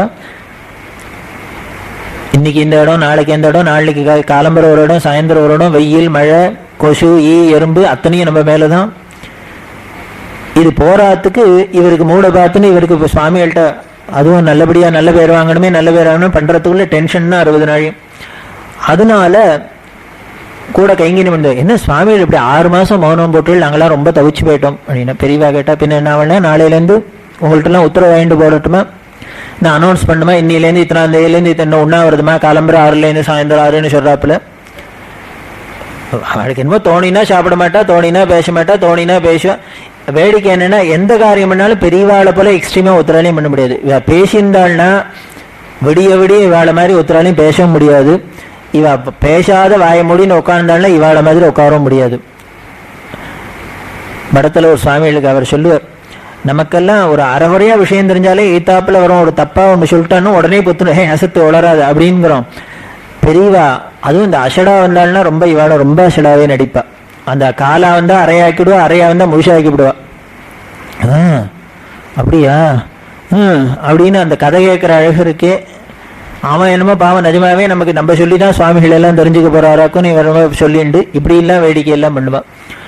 அப்போ அது கேட்டா, அதனால என்னமோ மௌன விரதம் இருந்தாலும் உங்கள்கிட்டலாம் வேணா உத்தரவு வாங்கிட்டு இருக்கேன், எத்தனாம் தேதியிலேருந்து எத்தனாம் தேதி வரைக்கும் மௌன விரதம் இருக்கலாம்னு சொன்னேன்லாம் இருக்கேன் அப்படின்னு. அதுக்கு பெரியவா சொன்னா, ஏன் என்னமோ நான் 6 மாசம் பேசாததுக்கு இவ்வளவு பெருசா சொல்றியே, 21 வருஷம் வாயே மூடாத திறந்துட்டே இருந்தேன், பேசினே இருந்தேன், அப்ப யாரான்னு கேட்டாளா அப்படின்னு.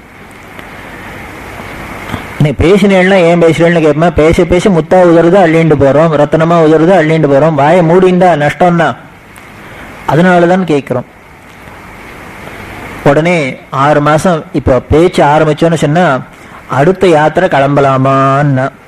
இப்போ அவ்வளோதான், மடத்தில் இருந்தவாளுக்கெல்லாம் பயம் வந்துடுத்து. ஏன்னா காசி யாத்திரைக்கு போவான். இந்த பெரிய வாசாக்கில் ஓசியில் கங்கா ஸ்நானம் பண்ணலான்னு காசி யாத்திரை கிளம்பினது போக வீட்டை பார்த்து 21 வருஷம் எடுத்து, என்னமோ 2 வயசு குழந்தையெல்லாம் விட்டுட்டு போனதெல்லாம் கல்யாணம் ஆகி இப்போ கையும் குழந்தையுமா இருக்கு, அந்த ஸ்டேஜுக்கு போய் எடுத்து இப்போ இன்னுமே அடுத்த யாத்திரைன்னு சொன்னாக்க மாமிக்கெல்லாம் சஷ்டி தூர்த்தி ஆகிடும். அதனால பயந்துட்டு வேண்டாம் வேண்டாம், இப்போதான் காசி யாத்திரையெல்லாம் இருக்கு, பெரியவா இருக்கு, சிரமமா இருக்கும், இங்கேயே இருக்கணும் அப்படின்னு. பெரியவா இல்லை இல்லை, இப்போ என்னோட பரமகுருநாதர் மாதிரி யாத்திரை பண்ணணும்னு ஆசையா இருக்குன்னு. முதல்ல போன ஒவ்வொன்றுத்துக்கு ரீசன் சொல்லணும் இல்லையோ, திருதுப்புன்னு நான் போறேன்னு சொல்ல முடியுமா?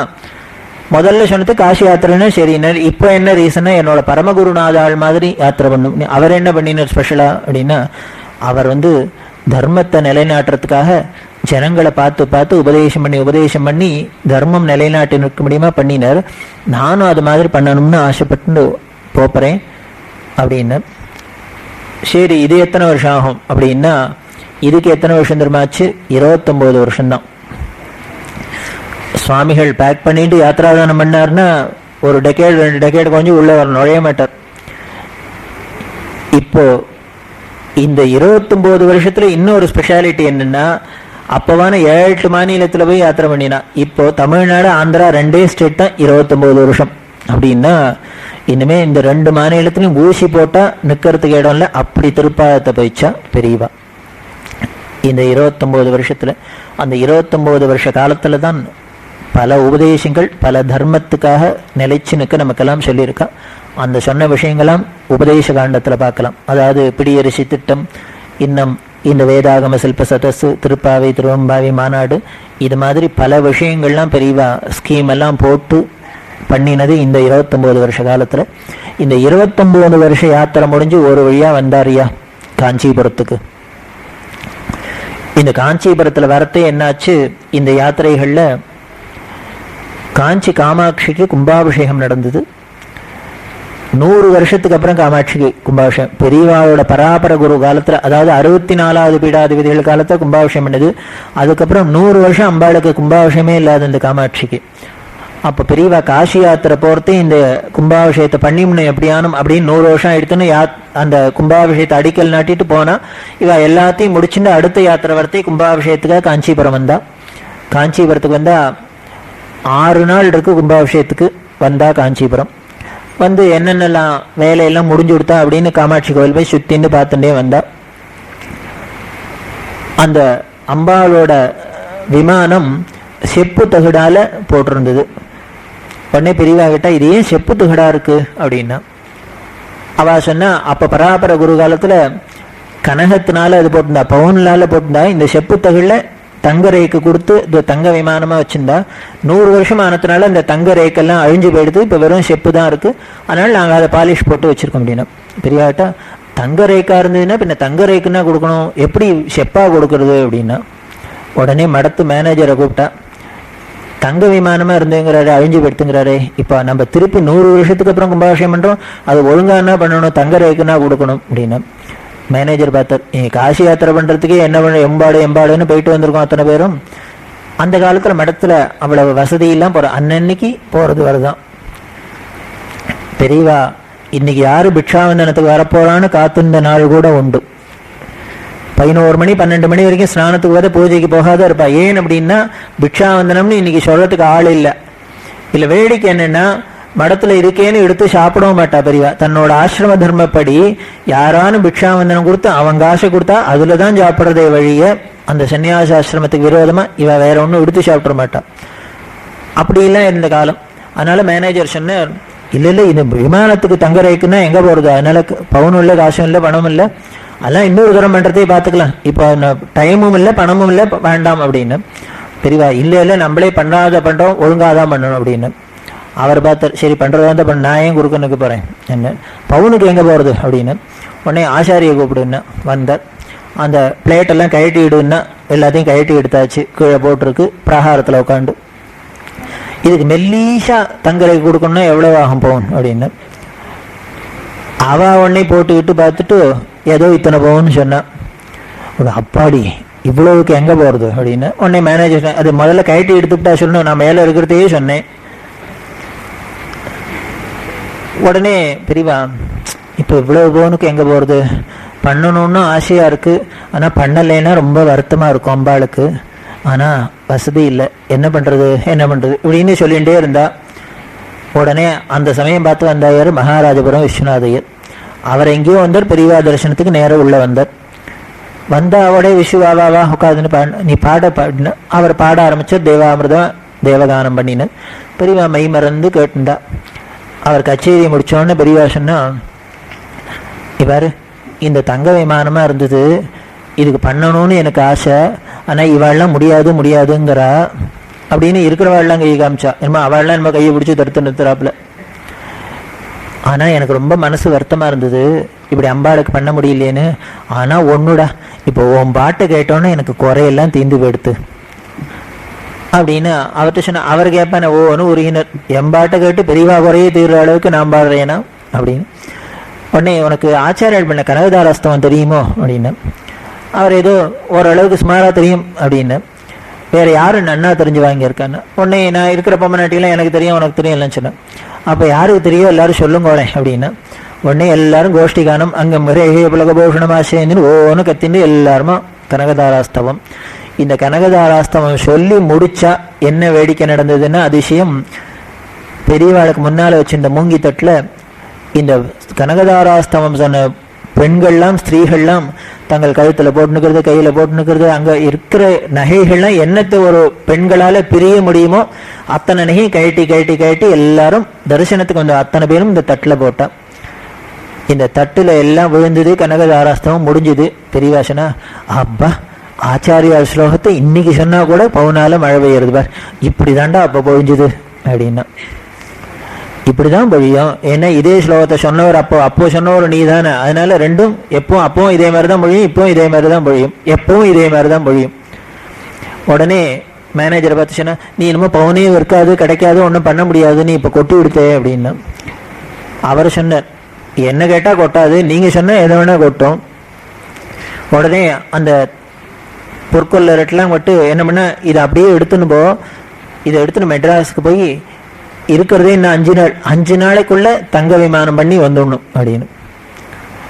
அதுல எத்தனை வந்தது தட்டுல அப்படிங்கிறதுனா, அந்த ஆசாரி எவ்வளவு வேணும்னு பவுன் சொன்னாரோ குந்துமணி கூடவும் இல்லை குறையவும் இல்லை வந்து விழுந்தது.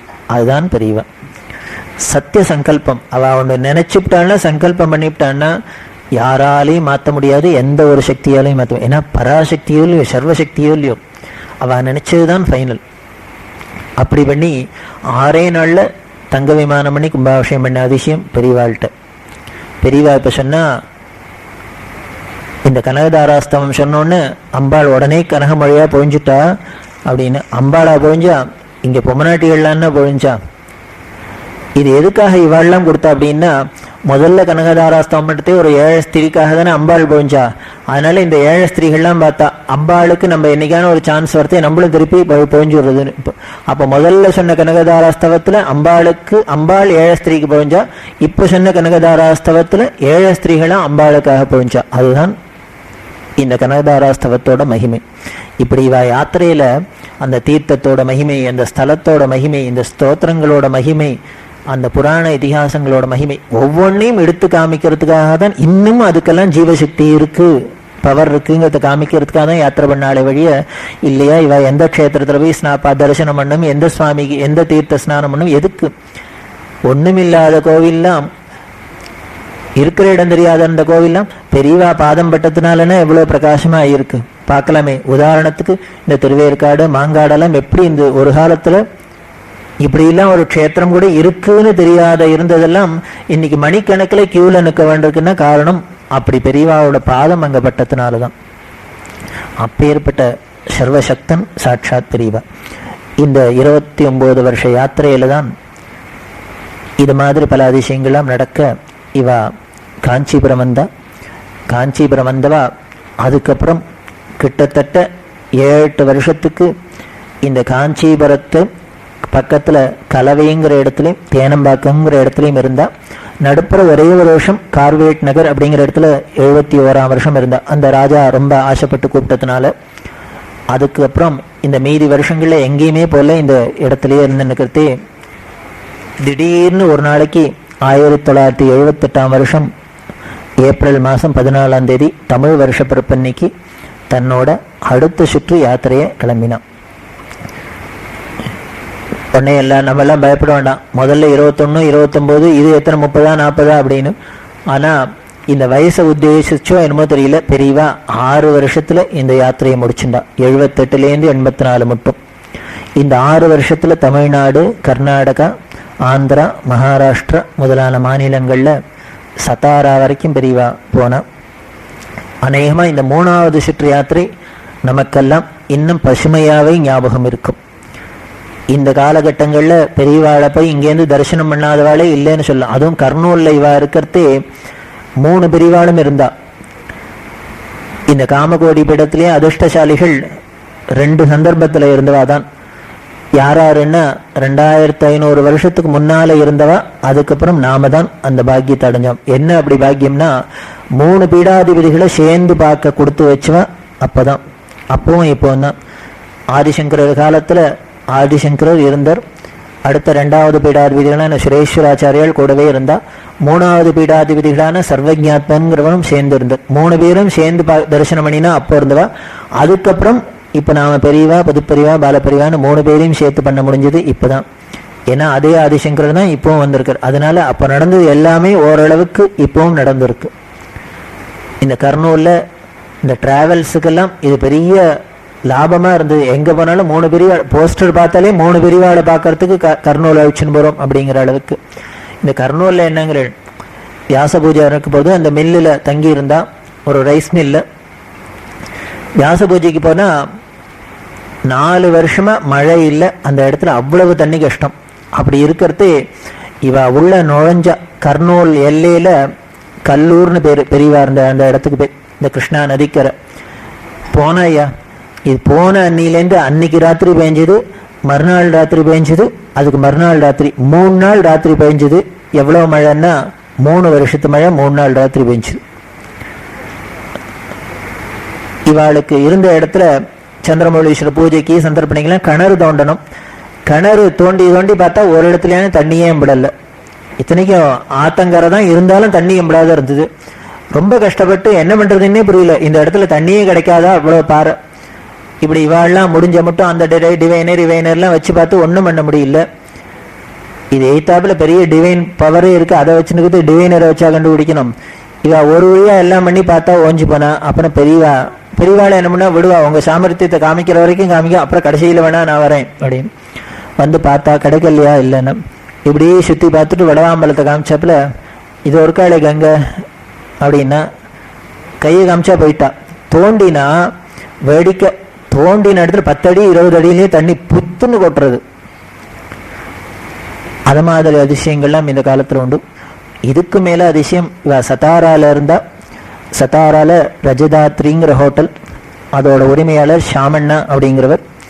அவர் பெரியவாளை தரிசனமே பண்ணலை. ஏன் அப்படின்னா அவருக்கு என்ன ஒரு அலர்ஜி அப்படின்னா, இந்த சாமியார்லாம் அவ கஷாயத்தை கட்டிட்டு இப்படி பணத்துக்காக அலையிறான்னு அவருக்கு ஒரு எண்ணம். அவர் பார்த்த சுவாமிகள்லாம் அப்படி இருந்திருக்கா. அதனால பெரியவாளை பார்க்காத இருந்தார். ஆனா எல்லாரும் கம்பல் பண்ணி அவரோட நண்பர், நீ நினைக்கிறாப்புல இல்லையே இந்த சாமியாரை பாரு அப்படின்னு, இவரோட நண்பரோட வற்புறுத்திருக்கா. ஒரு நாளைக்கு பெரியவாளை பார்த்தார். பார்த்தவர் அவர் தான். கண்டவர் வெண்டிலர் நின்னர். நேர வீட்டுக்கு போனார். 1 லட்ச ரூபாய் பணத்தை கொண்டு மறுநாளைக்கு வச்சார். இவரையும் வைக்கணும், இவர் வேண்டாத வேலை தானே, சாமியார்ல தான் பணம் முடுங்குறான்னு வராதே இருந்தார். இப்போ இந்த சாமியார் தான் வாயை முண்டு உட்காந்துருக்காரு, போக வேண்டியதானே பிரசாதத்தை வேண்டு. பணத்தை கொண்டு வச்சார். உடனே பிரிவா கேட்டா, நான் சன்னியாசி, எனக்கு எதுக்கு பணம் அப்படின்னா, எனக்கு வேண்டாம் நீனே எடுத்துக்கணும். அவர் சொன்னார், நான் பணத்தை வச்சு வேண்டான்னு சொல்ற முதல் ஆளு உலகத்திலேயே ஒன்னதான் பார்த்தேன் அப்படின்னா. நேர வீட்டுக்கு போனா இன்னும் 2 லட்சத்தை கொண்டு வச்சார். 3 லட்சமா. நான் வேண்டான் இருக்கேன், ஏன் என்ன வச்சேன், அதனாலதான் வைக்கிறேன். என்ன எதுக்கு அப்படின்னா, எனக்கு என்னமோ பெரியவாளை பார்த்தா கொடுக்கணும்னு தோன்றது, பெரியவாளுக்கு அர்ப்பணம் பண்ணிட்டு என்ன வேணா பண்ணணும். பெரியவா சொன்னா உனக்கு தெரிஞ்ச தர்மத்தை பண்ணி எனக்கு வேண்டாம் நீனே பண்ணுன்னு. நான் சங்கல்பம் பண்ணிட்டேன், பெரியவா தான் சொல்லணும். உடனே பெரியவா அந்த பணத்தை அவரையே வச்சு சொல்லி கண்ணன்கிறவரை அனுப்பிச்சு, நீ தமிழ்நாட்டில் போய் கோவில்லாம் பார்த்துருக்கியான்னு சொல்லி இங்கே ராமேஸ்வரம், மதுரை, சிதம்பரம் முதலான கோவில்லாம் தரிசனம் பண்ண சொன்னா. அவர் பண்ணிட்டு வந்தோடனே பெரியவா கேட்டா, இனி பார்த்த கோவில்லாம் எவ்வளோ இருந்தது. அவர் சொன்னார், என்ன கல்லால் இப்படிலாம் ஒரு அதிசயம் பண்ண முடியுமா, நான் கற்பனையில கூட பண்ணல, அப்படி ஒரு அதிசய கோவில்லாம் இருக்கு தமிழ்நாட்டில் அப்படின்னு. அப்போ அதுல உனக்கு பிடிச்ச கோவில் மாதிரி இங்க ஒண்ணு கட்டேன், நீ பணம் தான் வச்சிருக்கேன்னு. 3 லட்சத்துல என்ன கோவில், மதுரை மாதிரி, ராமேஸ்வரம் மாதிரி. அவருக்கு பிடிச்சதோ சிதம்பரம் கோவில் தான் ரொம்ப. அப்ப சிதம்பரம் கோவில் மாதிரி கட்டுனர். 3 லட்சத்துல படம் போடுறதுக்கே போறாது, 3 லட்சம் சிதம்பரம் மாதிரி. உடனே பிரிவாசன்னா எல்லாம் பண்ணு, ஏற்பாடு பண்ணு, நடக்கும் அப்படின்னு சொல்லி அவ ஸ்டார்ட் பண்ணிட்டு அந்தன்னு போயிட்டா. அப்படி ஆரம்பிச்சதுதான் இன்னைக்கு உத்தர சிதம்பரம் அப்படின்னு சத்தாரால பெரிய நடராஜர் கோவில் இருக்கு. அது சிதம்பரத்துல என்ன நடந்திருக்கோ அது அத்தனையும் இருக்கு. உலக மகா அதிசயம்னா சிதம்பரம் கோவில் தான் சொல்லணும். ஏன்னா இந்த பாரத தேசத்துல சுதந்திர இந்தியால செக்குலர் ஸ்டேட்னு சொல்ற இந்த அரசாங்கங்கள்லாம் போட்டி போட்டுன்னு கைங்கரியம் பண்ணினது இந்த சிதம்பரம் கோவிலுக்கு. அதுல 4 பக்கம் 4 ராஜகோபுரத்தை, ஒரு கோபுரத்தை ஒரு பக்கத்தை இந்த மகாராஷ்டிரா அரசாங்கம் கட்டி கொடுத்தது, இன்னொரு பக்கத்தை ஆந்திர அரசாங்கம், இன்னொன்னு தமிழ்நாடு, இன்னொன்னு கர்நாடக அரசாங்கம். இந்த கேரள முதல் மந்திரி கருணாகரன் பெரியவாள்கிட்ட குறப்பட்டார், இப்படி சதர்ன் ஸ்டேட்ஸ் எல்லாரும் சேர்ந்து ஒரு அழகா கட்டுறா, என்னோட ஸ்டேட்டை ரெப்ரசன்டேட் பண்ணி எங்களுக்கெல்லாம் பாக்கியம் கிடைக்கல, பெரியவா மறந்து போயிட்டா எங்களுக்கு பாக்கியம் இல்லைன்னு. பெரியவா சொன்னா, ஒன்ன மறக்கல, சுவாமி இருக்க போற இடம் ஒன்ன சேர்ந்தது, அதுல முழுக்க முழுக்க தேக்கு மரத்தினாலதான் அங்க சபை பண்ண போறது, அதனால உன் தேசத்துக்கு பெருமையே தேக்கு தான், அதனால சபை ஒன்னோடுது அப்படின்னு. இப்படி 5 மாநிலங்களும் சேர்ந்து அதிசயமாக கட்டின கோவில். ஒரு செக்குலர் ஸ்டேட்ல யாரான 1 ரூபா கொடுத்துருவாளா ஒரு கவர்மெண்ட், அதுவும் இந்த சனாதன மதத்துக்கு கொடுத்தாள்னா அது பெரியவாளோட சங்கல்பம். அப்படி அதிசயமா கோவில் கட்டினது. இது மாதிரி பல நிகழ்ச்சிகள்லாம் நடந்தது. அதுக்கப்புறம் இவ 84ஆம் வருஷம் இந்த காஞ்சிபுரத்துக்கு வந்தவா. அதுக்கப்புறம் இந்த காஞ்சியை விட்டு 10 வருஷம் 84லேருந்து 94 வரைக்கும் எங்கேயுமே போல நித்தியவாசம். அன்னிலேருந்து ஆரம்பிச்சு இன்னி வரைக்கும் என்னைக்கும் அப்படியே பிரம்மஸ்வரூபமா அங்க இருந்துருக்கா. அப்பேற்பட்ட பிரபு நமக்கெல்லாம் யாத்திரை பண்ணி வீடு வீடா நமக்கு தரிசனத்தை கொடுத்து நமக்கு அனுகிரகம் பண்ணி ஞானத்தை மோட்சத்தை கொடுக்கணுங்கிறதான் அவளோட அவதார சங்கல்பம், நோக்கம். அப்பேற்பட்ட இந்த யாத்திரையை நாம இன்றைக்கு பார்த்தோம். மீதி நடந்த அதிசயங்கள் எல்லாம் நாளைக்கு அற்புத காண்டத்துல பார்க்கலாம். நம பார்வதி பதயேரம். ஜெய் சத்குரு மகாராஜ் கி ஜெய். கோபிகா ஜீவனஸ்மரணம். அச்சனை இல்லை.